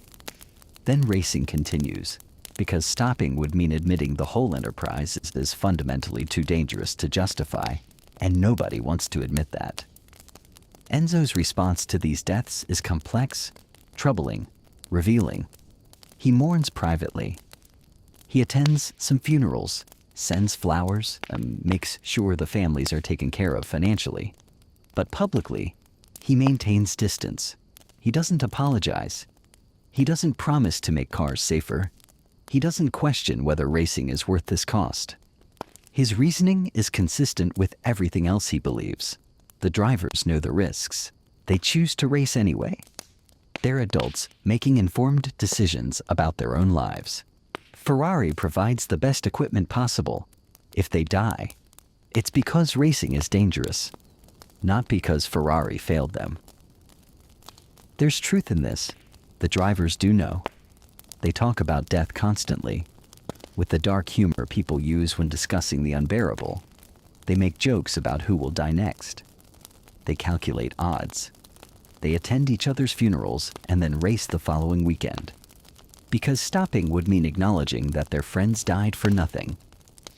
But there's also willful blindness in Enzo's position. Safety improvements are possible. Better crash structures, fire-resistant fuel tanks, improved driver restraints. Some manufacturers are implementing these features. Ferrari resists, arguing that added weight hurts performance, that safety equipment interferes with driver feel, that racing should remain pure and uncompromised. The real reason is simpler. Enzo doesn't want to admit that his cars are killing people. Admitting it would mean accepting responsibility.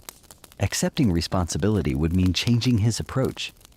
And changing his approach would mean acknowledging that something matters more than winning, which contradicts everything Ferrari is built on. So, the deaths continue, and Enzo compartmentalizes them the way he's compartmentalized everything since his father and brother died. Since Dino died, since he learned that surviving means sealing away grief and continuing to work. The factory in Maranello reflects this philosophy. There are photographs of dead drivers on the walls, memorial portraits, faces frozen young, reminders of who paid the ultimate price for Ferrari's success. Enzo keeps them visible intentionally, not to mourn, but to motivate, to remind everyone that racing is serious, that mistakes have consequences, that the work matters because lives depend on it. It's a strange moral calculus, acknowledging that the work is deadly while refusing to make it less so, honoring the dead while continuing to build cars that will kill their replacements, maintaining that racing is worth dying for while denying responsibility when people actually die. The press starts asking harder questions, especially after Von Trips, when 15 spectators die along with the driver. There are calls for regulation, for mandatory safety standards, for government oversight of motorsport. Enzo fights these efforts, arguing that racing should regulate itself, that external interference will destroy the sport's character. His position is increasingly difficult to defend. The deaths are public now, televised, photographed. People watch drivers burn to death on the evening news. Parents protest races run through their cities. Insurance companies refuse to cover events. The sport is facing an existential crisis, either change dramatically or face prohibition. Formula One eventually responds with new regulations, mandatory roll bars, improved fire suppression systems, better medical facilities at tracks. The changes come slowly, grudgingly, only after each new disaster makes the status quo untenable. Ferrari complies with the minimum required, nothing more. Enzo sees safety regulations as interference, as bureaucracy imposing rules created by people who don't understand racing. He believes the best safety improvement is a better driver in a faster car. That skill prevents accidents more effectively than any amount of protective equipment. This belief is partially correct. The best drivers do crash less frequently. But when they crash, they die just as easily as mediocre drivers. And the best drivers are the ones Enzo cares about most, the ones whose deaths hurt Ferrari's reputation most severely. There's also a personal dimension to Enzo's resistance. Admitting that safety matters would mean admitting that Dino's death mattered, that losing his son changed something fundamental about his moral reasoning. But Enzo has built his entire post-Dino life on the premise that nothing changed, that he's the same person with the same values, pursuing the same goals. If he starts prioritizing human life over racing performance, it means Dino's death broke something in him, and Enzo cannot, will not admit to being broken. So he continues. Building faster cars, hiring aggressive drivers, winning races, losing drivers, winning championships, losing drivers. The cycle perpetuates itself, and Enzo justifies it by pointing to the victories, the trophies, the championships that prove Ferrari is the best. But the cost is mounting, not just in bodies, in reputation. By the mid-60s, Ferrari is known as much for killing drivers as for winning races. Parents don't want their sons racing for Ferrari. Sponsors are nervous about association. Insurance becomes prohibitively expensive. And then there's the guilt, which Enzo never discusses publicly, but which shapes everything he does privately. The memorial portraits on the walls, the way he avoids racetracks, refuses to watch drivers compete in person, the dark glasses that hide his eyes so nobody can see what he's feeling. He's built a machine that consumes people. Feed it drivers, mechanics, engineers money, and it produces victories. But the exchange rate is harsh. For every championship, there are deaths. For every podium, there are funerals. And Enzo is the architect of this system, the person who designed it, who maintains it, who profits from it. And the worst part is that he can't stop. Stopping would mean admitting that all the previous deaths were pointless, that he sacrificed people for nothing. The only way to justify the cost is to keep winning, to prove that the victories matter enough to balance the loss, that racing provides meaning sufficient to compensate for its price. This logic is circular, self-justifying, probably wrong, but it's the logic Enzo lives by. It's what allows him to sleep at night, to wake up each morning and go to the factory, to design cars that will kill the next generation of drivers, brave or foolish enough to race them. In 1964, John Surtees wins the Formula One championship for Ferrari. It's Ferrari's first drivers' championship in 7 years. Enzo should be celebrating. Instead, he's fighting with Surtees about team orders, about control, about who makes decisions regarding racing strategy. Surtees is not like other drivers. He's thoughtful, analytical, unwilling to accept instructions without understanding the reasoning. He questions Enzo's decisions, suggests improvements, acts like a partner rather than an employee. This drives Enzo insane. He doesn't want partners. He wants instruments, tools, people who execute his vision, without questioning it. The relationship deteriorates rapidly. Surtees leaves Ferrari in 1966 mid-season after a political battle over team leadership. Ferrari loses a championship-caliber driver because Enzo can't tolerate someone challenging his authority. It's a pattern that will repeat throughout the 60s and 70s. Talented people come to Ferrari, achieve success, then leave or get fired because they can't accept Enzo's absolutist management style. The company churns through engineers, designers, team managers, drivers. Anyone with enough talent to matter eventually has enough confidence to question Enzo, which means they have to go. The ones who stay are either completely loyal or completely broken. They surrender their autonomy, accept Enzo's judgment as final, stop thinking of themselves as individuals, and start thinking of themselves as extensions of his will.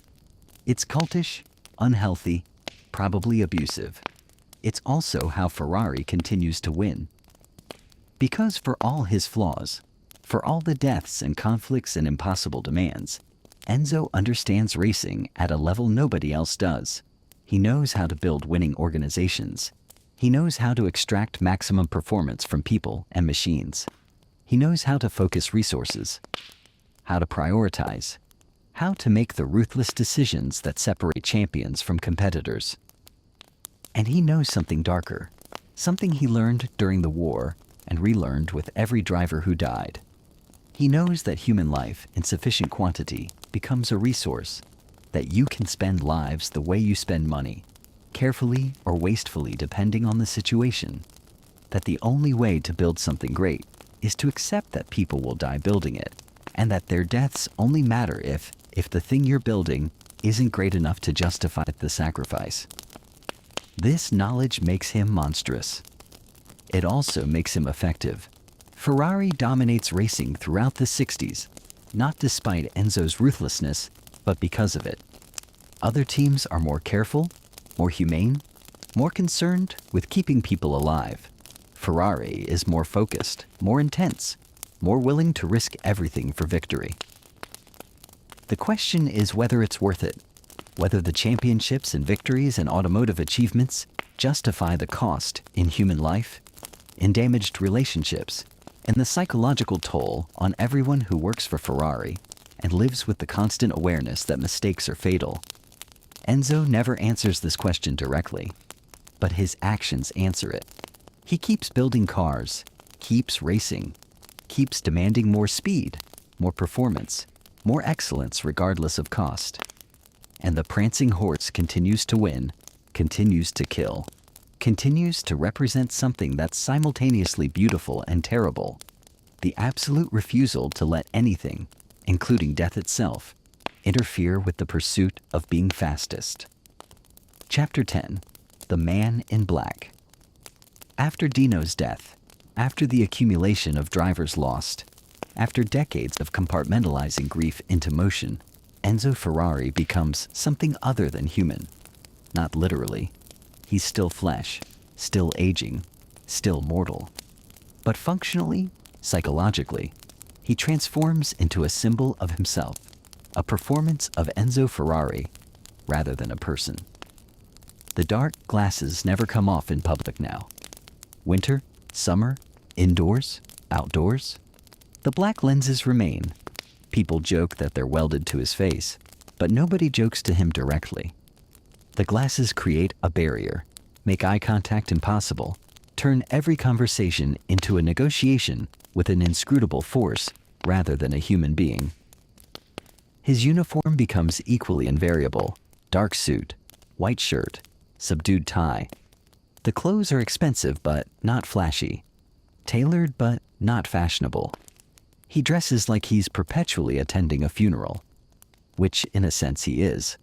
A funeral for the person he was before loss taught him that caring about anything except work is dangerous.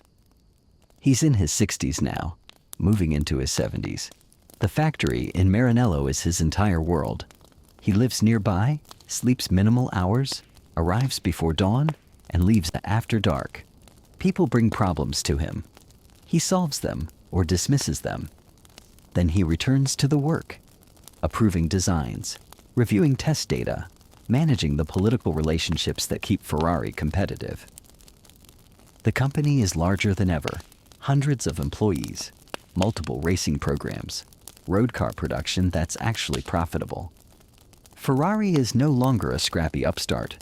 It's an established manufacturer, one of the most famous brands in the world. The Prancing Horse logo is recognized globally, associated with luxury, speed, Italian excellence. But Enzo treats it like it's still 1947, like they're still building cars by hand in a workshop, like bankruptcy is one bad race away. He micromanages obsessively. He refuses to delegate significant authority. He creates competition between departments, between engineers, between drivers. Anything to keep people hungry, uncertain, afraid of being replaced. The management style is toxic but effective. Ferrari wins constantly throughout the 60s and 70s. Not every championship. There are lean years, periods when other teams dominate. But Ferrari never stops being competitive, never stops being feared, never stops attracting the best drivers and engineers who are willing to tolerate Enzo's impossible demands in exchange for the chance to work at the highest level. The cost is human. People break working for Ferrari. They develop ulcers, anxiety disorders, drinking problems. They sacrifice marriages, relationships with their children, any semblance of work-life balance. Enzo doesn't sympathize. He sacrificed the same things, lost more than any of them, continued anyway. If they can't handle the pressure, they don't belong at Ferrari. There's a famous story, probably apocryphal, but spiritually accurate. An engineer brings Enzo a design for a new component, something innovative, potentially revolutionary. Enzo looks at it for 30 seconds, says no, and returns to his other work. The engineer asks why. Enzo doesn't explain, doesn't justify, doesn't debate, just no. Later, someone asks Enzo about it. He says he could see 3 flaws in the design instantly, problems that would only emerge during testing, problems that would waste time and money and delay development. He could have explained them, but explaining would have taken 5 minutes, and in 5 minutes, he could review 3 other designs, make 3 other decisions, keep the entire organization moving forward. This is how Enzo operates now. Pure efficiency. Pure focus. No wasted motion, no wasted emotion, no acknowledgement of anything that doesn't directly contribute to Ferrari's success. He's optimized himself into a decision-making machine, removing every human quality that might slow him down or make him hesitate. People who meet him in the 70s describe the experience as unsettling. He's polite, but not warm, attentive, but not present. He listens to what you're saying while simultaneously calculating 6 moves ahead, planning responses, determining whether you're useful or disposable. Conversations with Enzo feel like negotiations with an algorithm that happens to wear a suit. His relationship with drivers becomes particularly strange. He values them immensely. Good drivers are irreplaceable, the difference between winning and losing. But he also holds them at absolute distance. He doesn't befriend them, doesn't socialize with them, doesn't attend races where he might have to watch them compete and risk caring whether they live or die. Instead, he manages them through intermediaries. Team managers deliver his instructions. Engineers communicate his technical demands. Enzo himself remains in Maranello, receiving reports, issuing orders, treating drivers as valuable assets that need to be maintained and occasionally replaced. When drivers die, and they still die regularly, Enzo's response is ritualized. Private mourning, public statement expressing regret, attendance at the funeral if the driver was particularly expertent, then immediate return to work, often signing a replacement driver within days, sometimes hours. It looks callous. It probably is callous, but it's also survival. Enzo learned during World War I that stopping to mourn properly, stopping to feel the full weight of loss, means you can't function. So you seal it away, create a chamber in yourself where grief lives separately from action, and you keep moving because motion is the only thing that prevents the grief from consuming everything. The journalists who cover Ferrari learn to navigate this emotional landscape. They know not to ask about Dino. That topic is absolutely forbidden. Will end any interview immediately. They know not to ask about dead drivers beyond factual questions. They know not to expect empathy or vulnerability or any admission that Enzo is capable of being hurt. What they get instead is philosophy. Enzo will talk for hours about what makes a great car, what separates good drivers from legendary ones, what Ferrari represents in the larger context of Italian culture and global motorsport. He's articulate, thoughtful, passionate about these topics, but it's always abstract, always intellectual, never personal. There's one exception. Sometimes late at night, after everyone else has left the factory, Enzo walks through the workshops alone. He stops at the engine assembly area where the V6 Dino engines are being built. He watches mechanics work, says nothing, just observes the careful assembly of components his son designed. This is as close as Enzo comes to acknowledging loss publicly. These silent vigils, standing in the presence of Dino's legacy, watching other people's hands build something Dino imagined. It's not grief exactly. Grief is too soft, too vulnerable. It's witnessing, making sure the work continues, making sure Dino's ideas don't die with him. The Dino becomes Ferrari's most successful road car of the era. Thousands are built and sold throughout the late 60s and 70s. It's smaller than other Ferraris, more accessible, more practical, but it's still fast, still beautiful, still unmistakably a Ferrari. The Prancing Horse badge sits on the hood, and underneath is an engine that carries his son's name. Enzo never drives one, never sits in one, never attends an event where they're displayed or celebrated. The cars exist in the world, successful and admired, and Enzo keeps himself separate from them, maintains the distance that allows him to function. In 1969, something changes. A man named Henry Ford II sends representatives to Italy with an offer to buy Ferrari. Not a partnership, not a collaboration, purchase, complete acquisition. Ford wants to own Ferrari, absorb it into their corporate structure, control everything from racing to road cars to the Prancing Horse logo itself. The offer is financially generous. Ferrari is struggling with costs, with regulations, with the complexity of manufacturing at scale. Ford's money would solve every practical problem, would secure Ferrari's future, would let Enzo stop worrying about bankruptcy and focus purely on building fast cars. Enzo invites the Ford representatives to Maranello. He listens to their presentation. He reviews the terms. He asks detailed questions about decision-making authority, about racing independence, about who would control Ferrari's identity and direction. Then he refuses. Absolutely, completely, with no room for negotiation. Ferrari is not for sale, not to Ford, not to anyone. The company will remain independent, remain Italian, remain under Enzo's control, regardless of financial pressure or practical considerations. The Ford representatives are shocked. They've structured the offer carefully, made it nearly impossible to refuse. They thought this was a formality, a negotiation about price, rather than a fundamental decision about sale. But Enzo isn't thinking financially. He's thinking existentially.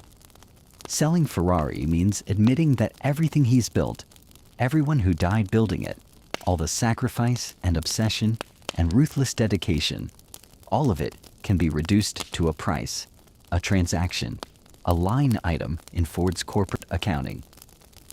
He can't do it, won't do it, because if Ferrari is just a business that can be bought and sold, then what was the point?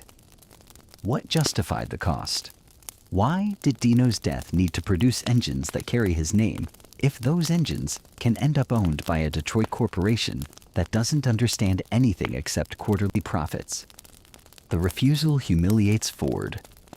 Henry Ford II takes it personally, sees it as an insult to American business, to Ford's legacy, to his own authority.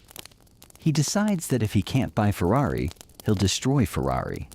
He'll build race cars that beat Ferrari, prove that American engineering and manufacturing can dominate the Italian upstart, demonstrate that some things matter more than money, like pride, like revenge, like winning. This decision will define the next decade of racing. Ford versus Ferrari, America versus Italy, corporate power versus individual obsession.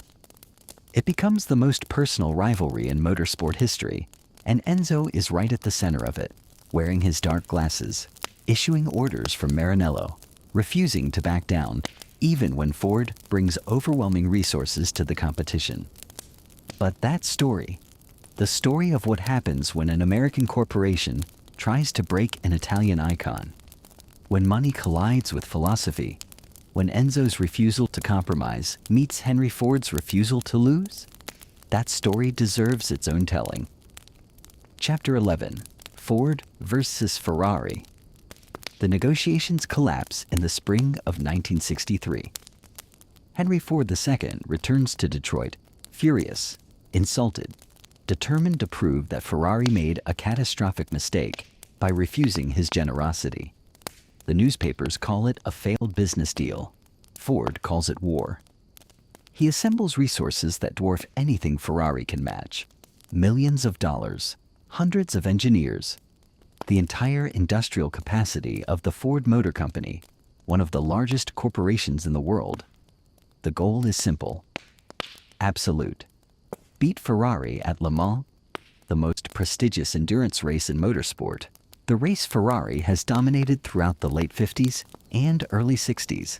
Le Mans is 24 hours of racing, 1,000 kilometers of French countryside, a test of speed and reliability and strategy that destroys most cars that enter.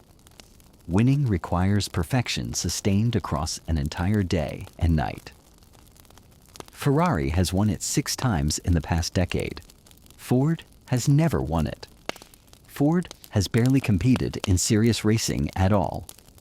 They build production cars, sensible vehicles for American families, not competition machines designed to lap at 300 kilometers per hour.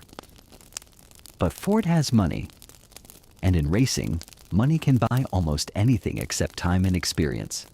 Ford starts buying both. They hire Carroll Shelby, the American driver and engineer who understands racing at the highest level. They hire British engineers from Lola, experts in competition chassis design. They recruit mechanics from successful teams across Europe. They build a facility in Southern California, dedicated entirely to the Le Mans program. The car they develop is the GT40, named for its height, 40 inches, designed to slip through air with minimal resistance. It's mid-engined, like modern racing cars with the engine behind the driver for better weight distribution. It's powerful, with a massive V8 producing over 400 horsepower. It's American engineering's meeting European racing philosophy, corporate resources meeting motorsport excellence. The first GT40S are disasters. They're fast but unreliable. They break down constantly. Transmissions fail. Engines overheat. Suspension components snap under stress. At Le Mans in 1964, all 3 Ford entries retire before completing half the race distance. Ferrari wins easily, barely challenged, proving that building a winning race car requires more than money and engineering talent. It requires experience, iteration, the accumulated knowledge of thousands of races. Ford keeps spending, keeps testing, keeps refining the GT40. Between 1964 and 1966, Ford invests somewhere between $20 and $50 million in the program. Nobody knows the exact figure because Ford stops publishing the costs when they become embarrassing. Ferrari's entire annual racing budget is a fraction of what Ford spends on aerodynamic testing alone. Enzo watches this from Maranello with satisfaction and concern mixed together. Satisfaction, because Ford's early failures validate his decision to refuse the sale. American corporate money can't simply purchase racing success. Concern, because Ford clearly isn't stopping, isn't accepting defeat, isn't doing what Enzo expected them to do, which is give up after a few expensive failures. The 1965 Le Mans race is closer. The GT40S are faster, more reliable. One Ford leads for hours before mechanical failure ends its race. Another finishes third overall. Ferrari still wins, but not easily, not dominantly. The gap is closing. Enzo responds by doubling down on Ferrari's traditional approach: lighter cars, more powerful engines, better drivers. He signs Lorenzo Bandini, Chris Amon, Ludovico Scarfiotti, young, aggressive, willing to push equipment to its absolute limit. He develops new versions of the Ferrari sports car, the 330 P3, the 330 P4, each one incrementally faster, each one designed to maintain Ferrari's advantage in endurance racing. But Ford has something Ferrari doesn't: unlimited resources and corporate patience. Every failure is analyzed, corrected, improved. Every race provides data that feeds back into development. The GT40 evolves rapidly, becoming not just fast but reliable, not just powerful, but durable enough to survive 24 hours at racing speeds. The rivalry becomes personal. Henry Ford II attends races now, something he never did before. He wants to watch Ferrari lose. Enzo continues refusing to attend. He won't give Ford the satisfaction of seeing him present when Ferrari is beaten. The two men never meet face to face during this period. They communicate through their cars, through race results, through the indirect language of corporate press releases and magazine interviews. In 1966, Ford finally breaks through. Le Mans, June. 3 GT40S finish first, second, third. Ford orchestrates a photo finish, slowing the cars so they cross the line together, creating an image that will appear in newspapers worldwide. 3 American cars defeating Ferrari simultaneously, a statement of dominance rather than mere victory. Ferrari finishes second, fourth, sixth. Not a complete disaster. Their cars finish, prove their reliability. But the psychological impact is devastating. Ford has spent 3 years and tens of millions of dollars specifically to beat Ferrari at Le Mans, and they've succeeded completely, overwhelmingly, in a way designed to maximize humiliation. Enzo's response is characteristic. No public statement of congratulation, no acknowledgement that Ford built superior cars. Just a brief comment to Italian journalists: good for them. Then he returns to work, already planning the next year's cars, refusing to accept that Ford's victory means anything beyond a single race. But privately, something shifts. Enzo is 68 years old. He's been racing for almost 50 years. First as a driver, then as a team manager, then as a manufacturer. He's seen manufacturers come and go, seen racing styles evolve, seen technology transform completely. And now he's watching corporate money achieve what he always believed only passion and obsession could accomplish. Ford proves that racing can be industrialized, that you can approach it like any other engineering problem. Throw resources at it, hire experts, optimize methodically until you dominate. Ferrari's approach, built on individual genius and ruthless management and organizational culture, suddenly looks old-fashioned, artisanal, insufficient against modern corporate methodology. Ford wins Le Mans again in 1967, and again in 1968, and again in 1969. 4 consecutive victories, each one reinforcing Ford's superiority in endurance racing. Ferrari responds by partially withdrawing, focusing on Formula One, on smaller displacement categories, on races where Ford isn't competing. It's tactical retreat disguised as strategic refocusing. The newspapers call it Ford's triumph. Enzo calls it temporary. He argues that Ford won battles, not the war. That Formula One matters more than Le Mans. That Ferrari's history, heritage, and cultural significance can't be defeated by American money, no matter how many individual races Ford wins. There's truth in this. Ferrari remains more prestigious, more desirable, more associated with racing excellence than Ford ever will be. Wealthy customers still want Ferraris, not GT40S. Drivers still dream of racing for Ferrari, not Ford. The Prancing Horse still means something that corporate logos can't replicate. But there's also denial. Ford proved that Ferrari is vulnerable, that Enzo's approach isn't the only way to win, that the things he values most, individual control, artistic vision, Italian craftsmanship, can be overcome by industrial organization and systematic development. The rivalry eventually ends, not because either side gives up, but because Ford achieves its goal. They've beaten Ferrari. They've proven American engineering can dominate European motorsport. There's nothing left to prove, and continuing to spend millions on racing delivers diminishing returns. Ford withdraws from endurance racing after 1969, declares victory, moves on to other corporate priorities. Enzo outlasts them, which is its own kind of victory, the victory of persistence over resources, of refusing to quit, even when beaten. Ferrari continues racing. The GT40 becomes history, a museum piece, something people remember but no longer build.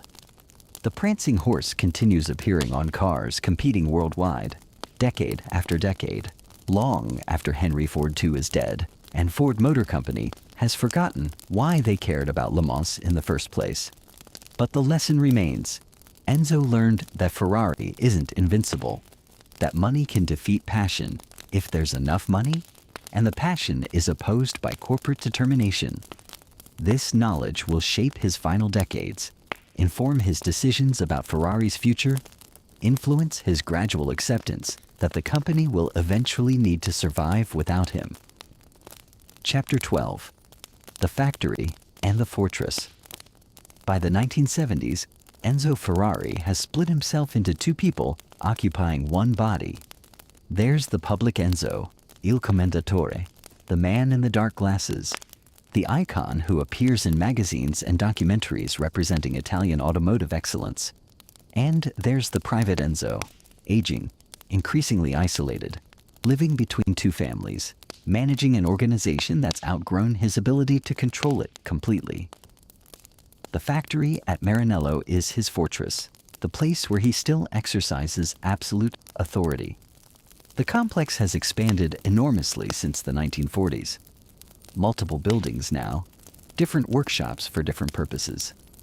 Engine assembly separated from chassis construction, testing facilities, design studios, administrative offices.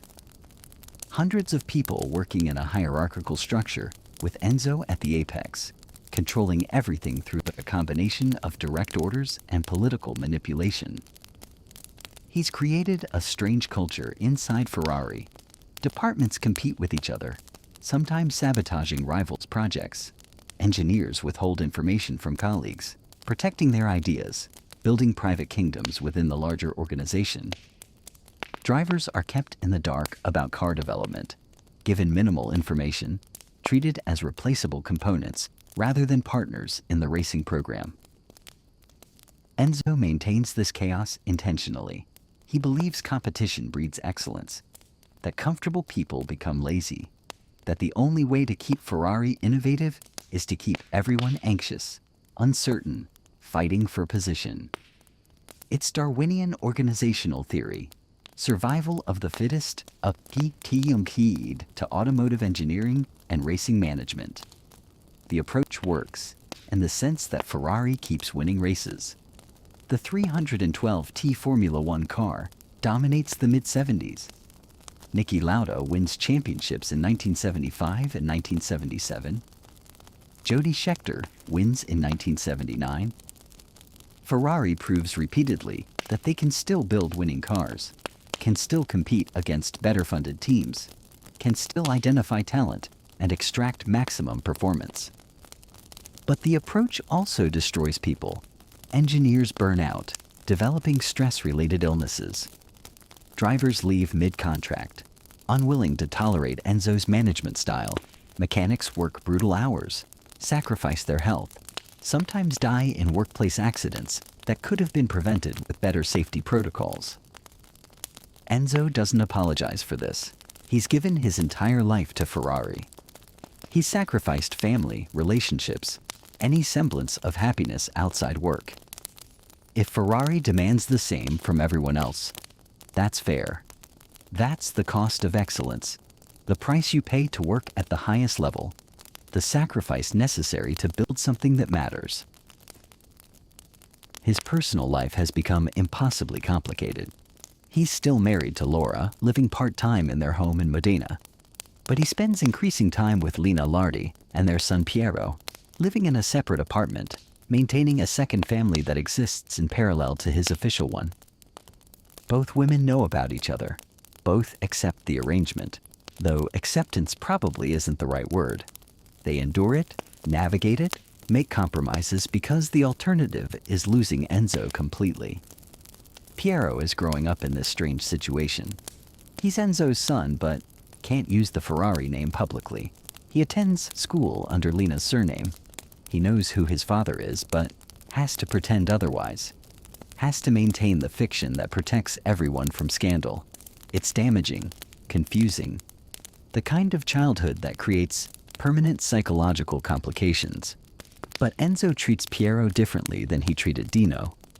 With Dino, there was pressure, expectation, the burden of inheriting Ferrari's future. With Piero, there's distance, but also safety. Piero isn't expected to become anything specific. He's not the heir, not the successor, not the person carrying forward Enzo's legacy, which paradoxically gives him more freedom, more opportunity to develop his own identity separate from Ferrari's overwhelming gravity. Enzo is aging visibly now.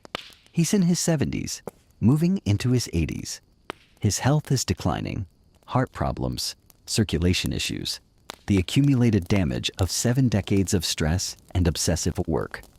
He still arrives at the factory early, still makes all significant decisions, still controls Ferrari completely. But the effort is becoming more difficult, more exhausting, more obviously unsustainable. The question of succession becomes urgent. Who will run Ferrari when Enzo can no longer do it? Who can possibly replace someone who's controlled every aspect of the company for 40 years? Who built it from nothing? Who is Ferrari in a way that makes separation between man and organization impossible? There's no obvious answer. Enzo has systematically prevented anyone from accumulating enough authority to challenge him, which means nobody has the experience or credibility to succeed him. His management style, designed to maintain his control, has created a power vacuum that will be catastrophic when he dies. Ferrari also faces financial pressure. The company is privately held, controlled entirely by Enzo. There are no outside investors, no board of directors, no corporate oversight. This independence is central to Ferrari's identity. Enzo can make decisions based purely on racing considerations, without shareholders demanding quarterly profits or corporate committees questioning his strategy. But independence is expensive. Ferrari needs constant cash flow to fund racing programs, develop new models, maintain facilities. The road car business provides some revenue, but not enough. Racing is fundamentally unprofitable. The costs of competing vastly exceed any prize money or sponsorship income. Ferrari survives by leveraging prestige into sales, by convincing wealthy customers that buying a Ferrari road car connects them to racing success. This business model is fragile. A few bad racing seasons could destroy customer confidence. Economic recession could eliminate the luxury market. Regulatory changes could make Ferrari's cars obsolete or illegal. Enzo has built an organization that depends on continuous success, continuous growth, continuous cultural relevance, and any interruption could be fatal. In 1969, Enzo makes a decision he's resisted for decades. He sells 40% of Ferrari to Fiat, the massive Italian automotive conglomerate. Not a complete sale. He retains 60%, maintains operational control, keeps authority over racing programs, but 40% goes to Fiat in exchange for money, stability, access to Fiat's distribution network, and parts suppliers. It's a betrayal of everything Enzo claimed to believe. He refused to sell to Ford because Ferrari should remain independent. Now he's selling to Fiat, accepting outside control, admitting that Ferrari can't survive alone. The contradiction is obvious, embarrassing. Enzo's justification is characteristically pragmatic. Fiat is Italian. Fiat understands racing. Fiat will let Ferrari maintain its identity while providing resources Ferrari needs to remain competitive. It's not surrender. It's strategic partnership, accepting help while retaining what matters most. The truth is probably simpler. Enzo is old. He's running out of time. Ferrari needs to survive after he's gone, which requires financial stability he can't provide alone. Selling 40% to Fiat is insurance, a way of ensuring Ferrari continues even when Enzo can no longer control it personally. The factory reflects this transition. Parts of it are modernizing. New equipment, computer systems, more systematic organization. Other parts remain frozen in the past. Enzo's office unchanged since the 50s. Memorial photographs of dead drivers covering the walls. The sense of history weighing on everything. Enzo himself moves between these worlds uncomfortably. He approves modernization because he understands it's necessary, but he also resents it.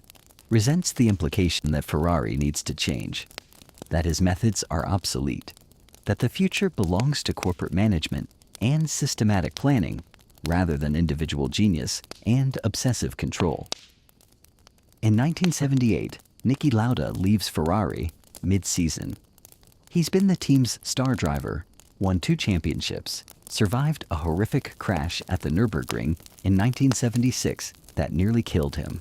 But he's exhausted by Enzo's management style, frustrated by political battles within the team, convinced that Ferrari's organizational dysfunction will eventually kill him if he stays. His departure is public, bitter, impossible to ignore. Lauda gives interviews criticizing Ferrari's culture, describing Enzo as impossible to work with, suggesting that Ferrari wins, despite its management, rather than because of it. The comments are devastating because they're specific, detailed, clearly from someone who knows Ferrari intimately. Enzo's response is to pretend Lauda never existed. He removes Lauda's photographs from the factory. He instructs employees never to mention Lauda's name. He acts as if those 2 championships, that near-death recovery, that entire relationship simply didn't happen. It's childish, petty, revealing in its insecurity. But it's also consistent with how Enzo has always handled loss. You seal it away. You create a chamber where the unbearable thing lives separately from the ongoing work. You continue as if nothing changed, because acknowledging change means acknowledging vulnerability, and vulnerability is fatal in the world Enzo has built. The factory continues. The racing continues. Ferrari continues winning some years, struggling others, always remaining relevant, always mattering in ways that transcend individual results. The Prancing Horse remains one of the most recognizable symbols in the world, representing speed, luxury, Italian excellence, the romantic notion that racing matters more than profit. And at the center of it all, increasingly isolated, increasingly disconnected from the modernizing world around him, sits Enzo Ferrari, 70 years old, then 75, then 80. Still arriving at the factory each morning, still making decisions, still controlling everything he can control, which is less each year, but still more than anyone else. Still enough to maintain the fiction that Ferrari is his, that it exists because he wills it to exist, that it will continue as long as he refuses to stop. The question is, what happens when he finally does stop? When age or illness or simple exhaustion makes continuing impossible? When the man and the machine he's built finally separate, and everyone discovers whether Ferrari can exist without Enzo, or whether the two are so intertwined that one cannot survive without the other. Chapter 13. The Last Years. The 1980s arrive, and Enzo Ferrari is older than he ever expected to be. He's 82 in 1980. 85 in 1983? Men born in 1898 weren't supposed to reach these ages, not in an era of world wars, limited medical care, lives spent in constant stress, and obsessive work. But Enzo survives, outliving most people he knew, outliving entire generations of drivers and engineers and rivals. He's fragile now in ways he can't hide completely. His walk is slower, more careful. His hands shake slightly when he signs documents. He needs help with stairs. The heart problems that began in his 70s have worsened. Angina, irregular rhythms, the sense that his body is finally betraying him after decades of ignoring its limitations. But he still comes to the factory. Every day that he physically can, he makes the journey from his apartment to Maranello, to the office that's been his command center for 40 years. The routine is sacred, non-negotiable. Being at Ferrari is what keeps him alive, keeps him purposeful, keeps him from being just an old man waiting to die. The company has changed around him. Fiat's ownership has increased. By the mid-80s, they control 90% of Ferrari, leaving Enzo with just 10%. It's a complete reversal from the early years when Enzo owned everything. Now he's a minority shareholder in his own company, technically subordinate to Fiat executives, dependent on their patience and respect for his legacy. But Fiat treats him carefully. They understand that Enzo is Ferrari in ways that transcend stock ownership. His presence legitimizes the brand, connects current cars to racing history, maintains the mystique that makes Ferrari valuable. They let him keep his office, keep making decisions about the racing programs, keep wearing the dark glasses and playing Il Commendatore, even though real power has shifted elsewhere. It's a performance now. Enzo knows it. Everyone knows it. But the performance matters. Ferrari without Enzo would be just another car company. Profitable perhaps, but ordinary. Missing the aura of obsession and tragedy and ruthless excellence that makes the Prancing Horse mean something beyond transportation. The racing results in the 80s are mixed. Some victories, Michele Alboreto wins races in 1984 and 1985. Some disasters. The 1982 season, where two Ferrari drivers die within months of each other. Gilles Villeneuve at Zolder in Belgium, crashing during qualifying. Didier Pironi at Hockenheim in Germany. Career-ending crash in practice that leaves him unable to walk properly, dies years later in a powerboat accident, still pursuing speed in different forms. Enzo's response to these deaths follows the pattern established decades earlier. Private mourning, public restraint, continued racing. The memorial photographs go up on the walls, joining dozens of others, creating a gallery of the dead that surrounds everyone working at Ferrari with constant reminders of cost and sacrifice. But something has changed in how people talk about these deaths. There's more criticism now, more questioning of whether racing's fatality rate is acceptable, whether manufacturers like Ferrari share responsibility for building cars that kill their drivers. Safety has improved. Better crash structures, fire-resistant fuel cells, mandatory medical facilities at tracks. But racing is still deadly, and Ferrari is still associated with death more than most teams. Enzo doesn't defend himself anymore, doesn't argue, doesn't try to justify the body count. When journalists ask about driver deaths, he deflects or refuses to answer. He's too old, too tired, too close to his own death to engage in debates about whether other people's deaths were justified. Instead, he focuses on what remains: building cars, managing the racing program, maintaining Ferrari's competitive presence. It's narrower than his earlier vision, more limited. He's not trying to dominate racing anymore, just trying to keep Ferrari relevant, to ensure the company survives his death, to build something that outlasts him. His relationship with Piero becomes more important in these upcoming years. Piero is in his 20s now, working at Ferrari officially, learning the business from inside. Enzo can't acknowledge him publicly as his son. That would create too many complications, would hurt Laura, would expose the double life Enzo has maintained for decades. But everyone at Ferrari knows. And knowing, they treat Piero with the deference due to Enzo's heir, the person who will carry forward some version of his father's vision. The question is what that vision is now, what Ferrari means when Enzo is gone.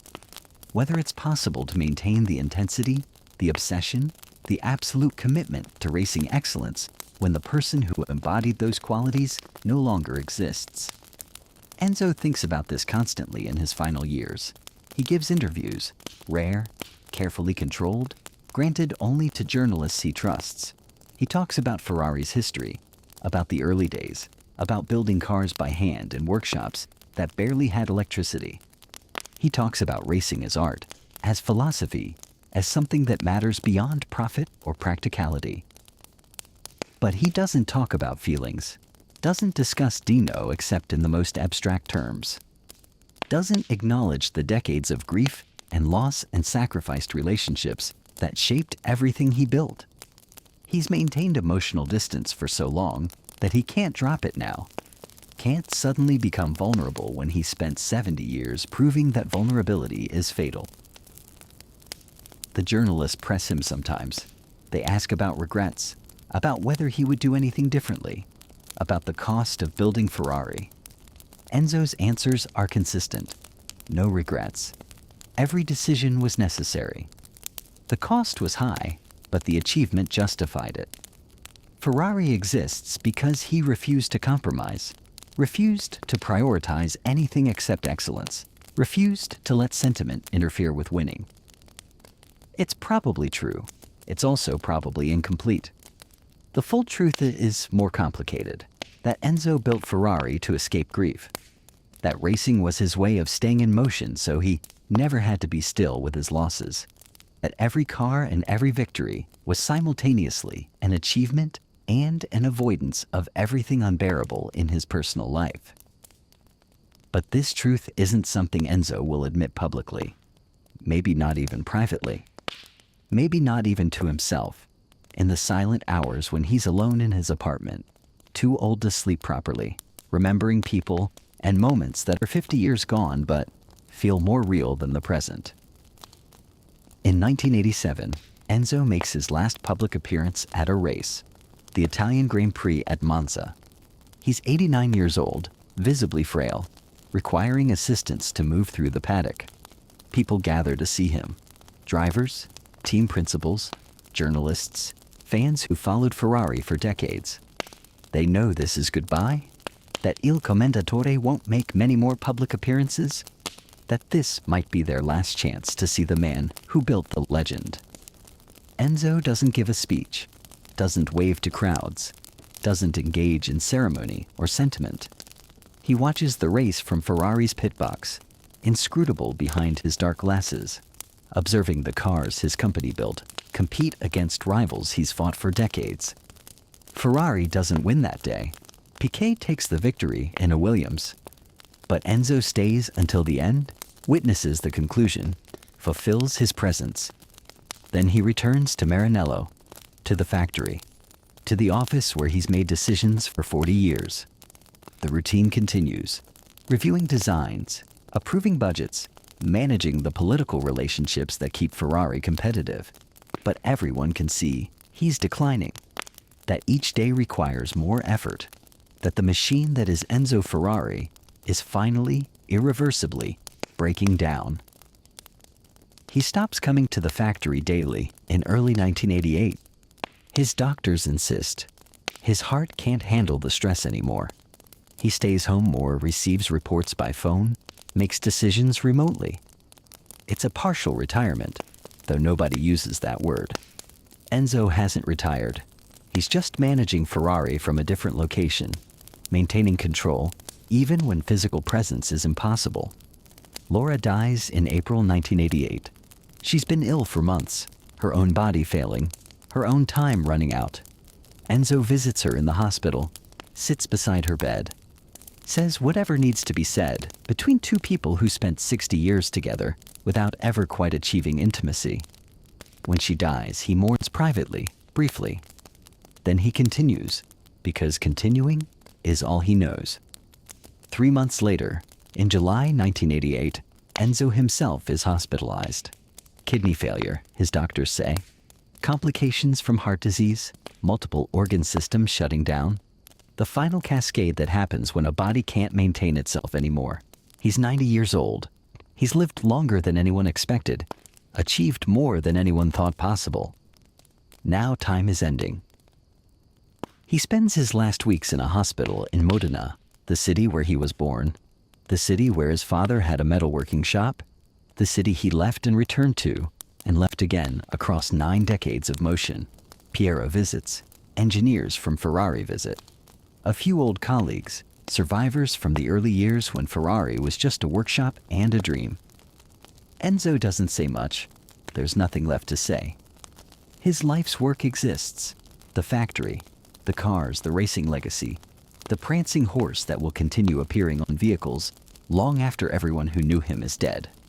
He's built something that outlasts individual human life, which was always the point, which was always his response to loss and death and the unbearable impermanence of everything he loved. On August the 14th, 1988, Enzo Ferrari dies. The official cause is kidney failure, but really it's just age, time, the accumulation of 90 years of living and working and refusing to stop until his body simply couldn't continue. The news spreads quickly. Italy mourns. The automotive world mourns. Newspapers run obituaries that are simultaneously celebrations and autopsies, praising his achievements while acknowledging his ruthlessness, his cost, the complicated legacy he leaves behind. Ferrari. The company continues. The factory remains open. The racing programs continue. Piero eventually takes a leadership role, carrying forward some version of his father's vision, adapting Ferrari to a modern world Enzo would barely recognize. But something essential ends with Enzo's death. The connection between man and machine, between personal obsession and corporate achievement, between the boy watching trains in Modena and the empire of speed he built, Ferrari will continue. Successfully, profitably, competitively. But it will never again be one person's absolute vision, one person's refusal to compromise, one person's response to unbearable loss, turned into the pursuit of impossible perfection. Chapter 14. The silence after the engine. Picture the factory at Maranello the morning after Enzo dies. August 15, 1988. The building is the same. The tools are the same.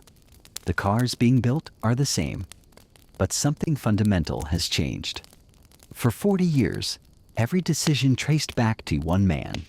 Now that man is gone, and everyone who works at Ferrari has to figure out what they're building and why, without the commander there to tell them.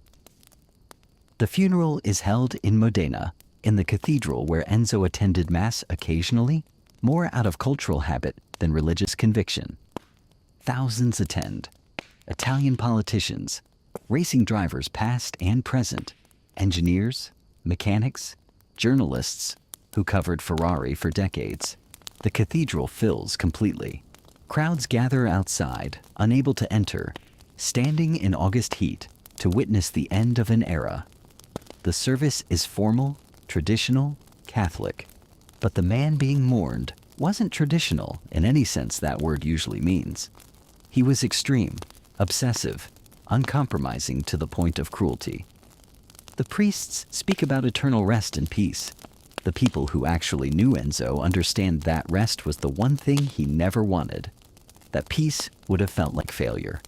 That he worked until the moment his body couldn't work anymore, because stopping meant acknowledging that something mattered more than building fast cars. They bury him in the Modena cemetery, in the Ferrari family plot near where Dino is buried. The tombstone is simple, just his name, his dates, nothing about achievements or championships or the empire he built. The Prancing Horse symbol isn't there.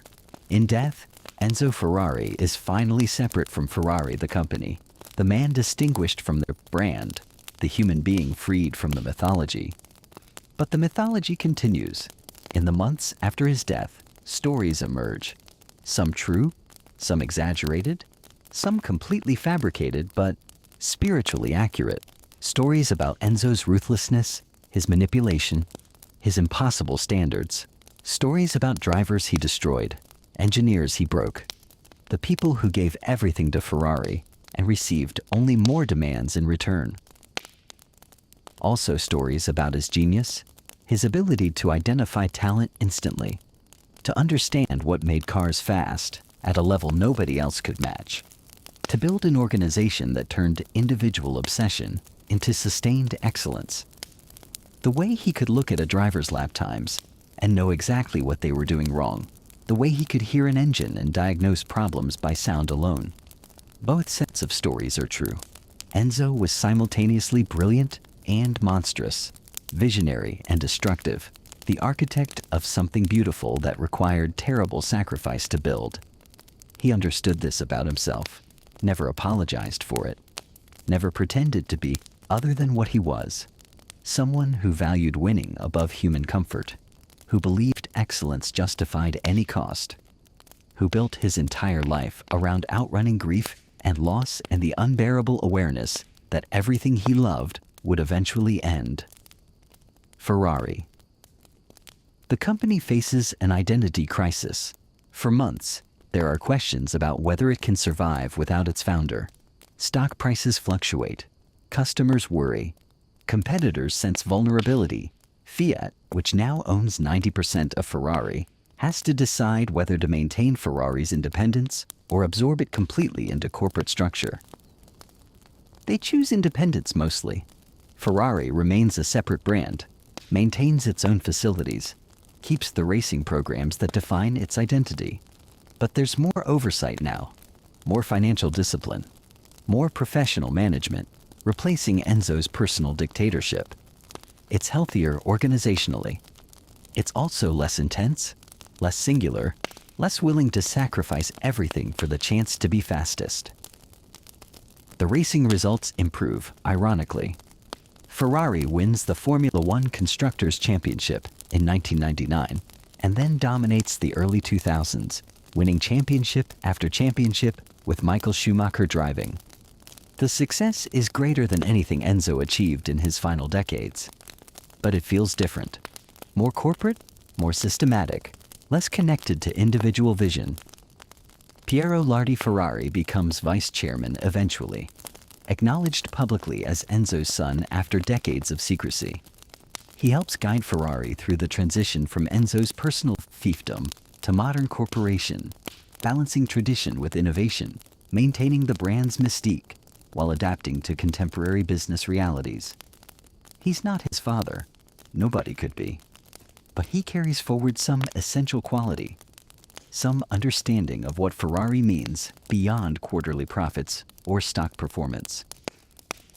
The road cars become increasingly sophisticated, increasingly expensive, increasingly disconnected from racing. Modern Ferraris are technological marvels, computer-controlled engines, carbon fiber construction, active aerodynamics that adjust based on speed and conditions. They're faster than anything Enzo built, more reliable, more capable. They're also more comfortable, more user-friendly, designed for wealthy customers who want performance without the rawness and danger that defined earlier cars.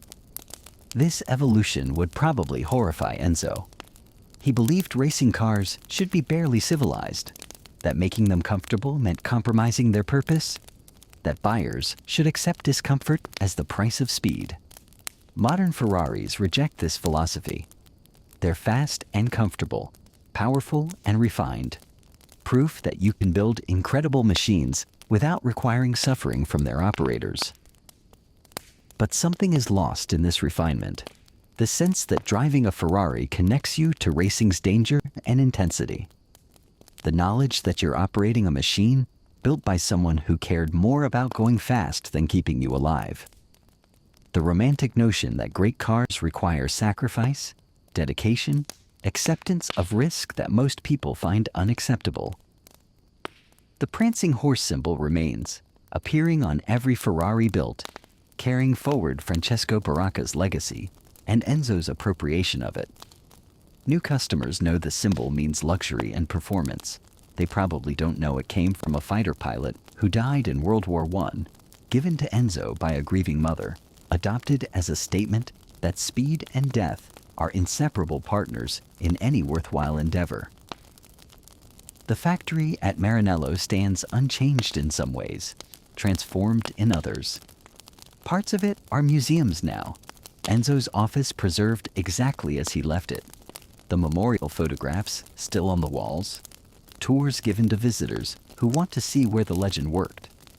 Other parts are modern manufacturing facilities, robots, computer systems, efficiency metrics that would baffle someone from the 1950s.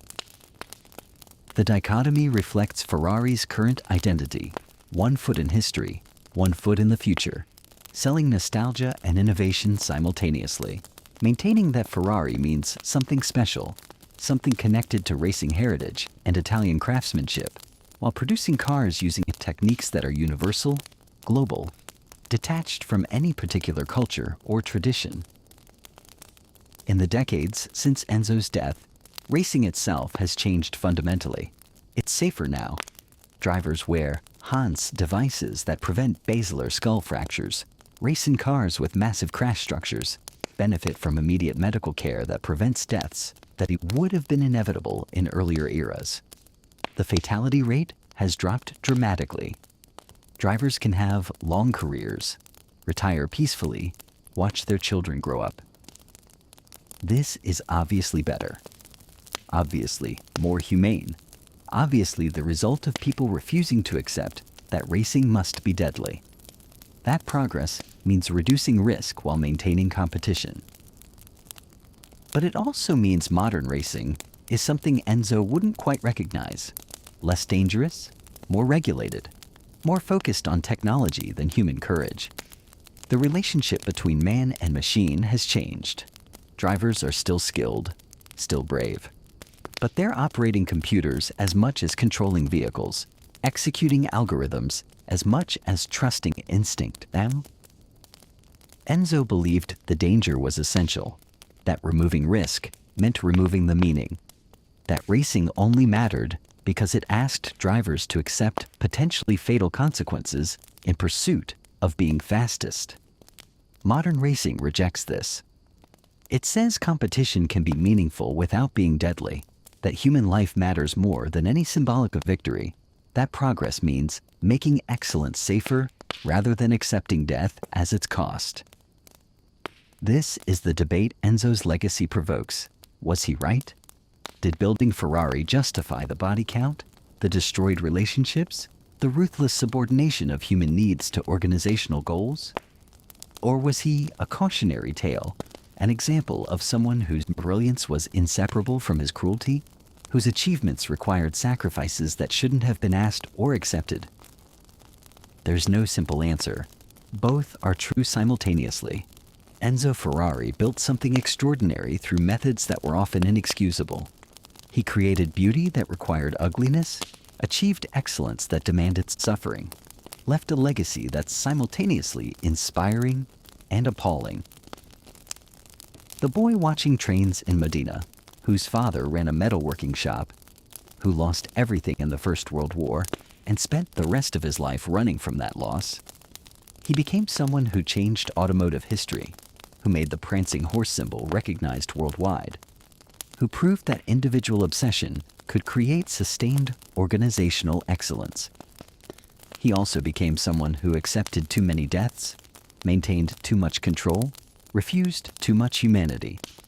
Someone who built a fortress around his heart after losing his son, who lived behind dark glasses, who turned himself into a symbol rather than remaining fully human. Both versions are real. Both versions matter. Ferrari exists because of Enzo's vision, and despite his cruelty, because of his obsession, and despite his ruthlessness. Separating these elements is impossible. They're intertwined completely, each enabling the other, together creating something that couldn't exist any other way. In the end, perhaps that's the real lesson. That greatness and damage often come from the same source, that the qualities that make someone capable of extraordinary achievement are frequently the qualities that make them incapable of ordinary kindness. That building something that lasts requires sacrificing things that matter, and sometimes those sacrifices are too high, and sometimes they're necessary. And figuring out which is the work of history, done long after the person who made the choices is gone. The engines are silent now in Maranello. Not permanently. New ones are being built, tested, refined. But Enzo's engines, the ones built under his direct supervision, according to his specifications, carrying his absolute refusal to compromise, those are silent. They exist in museums, in private collections, in the memories of people who heard them scream across racetracks decades ago. And perhaps that silence is fitting. Enzo spent his life creating sound, engines roaring, crowds cheering, the mechanical symphony of perfectly tuned machinery operating at the edge of its capabilities. Now there's quiet, space for reflection, room to consider what was built, what was lost, what remains.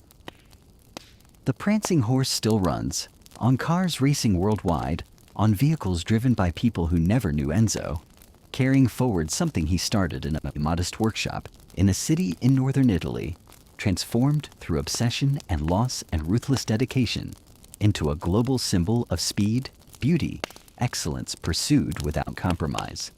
And somewhere in a cemetery in Modena, under a simple stone, rests the man who built it all, finally still, finally quiet, finally free from the motion that sustained him, the work that defined him, the relentless need to go faster that drove him from youth through old age, from nothing to everything, from grief to glory, and back again.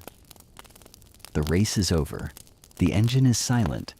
But what he built continues, carrying forward into a future he would barely recognize, transformed by time and progress and the endless human need to go faster, to win, to prove that speed matters, that excellence justifies sacrifice, that some things are worth pursuing even when the cost is everything you have.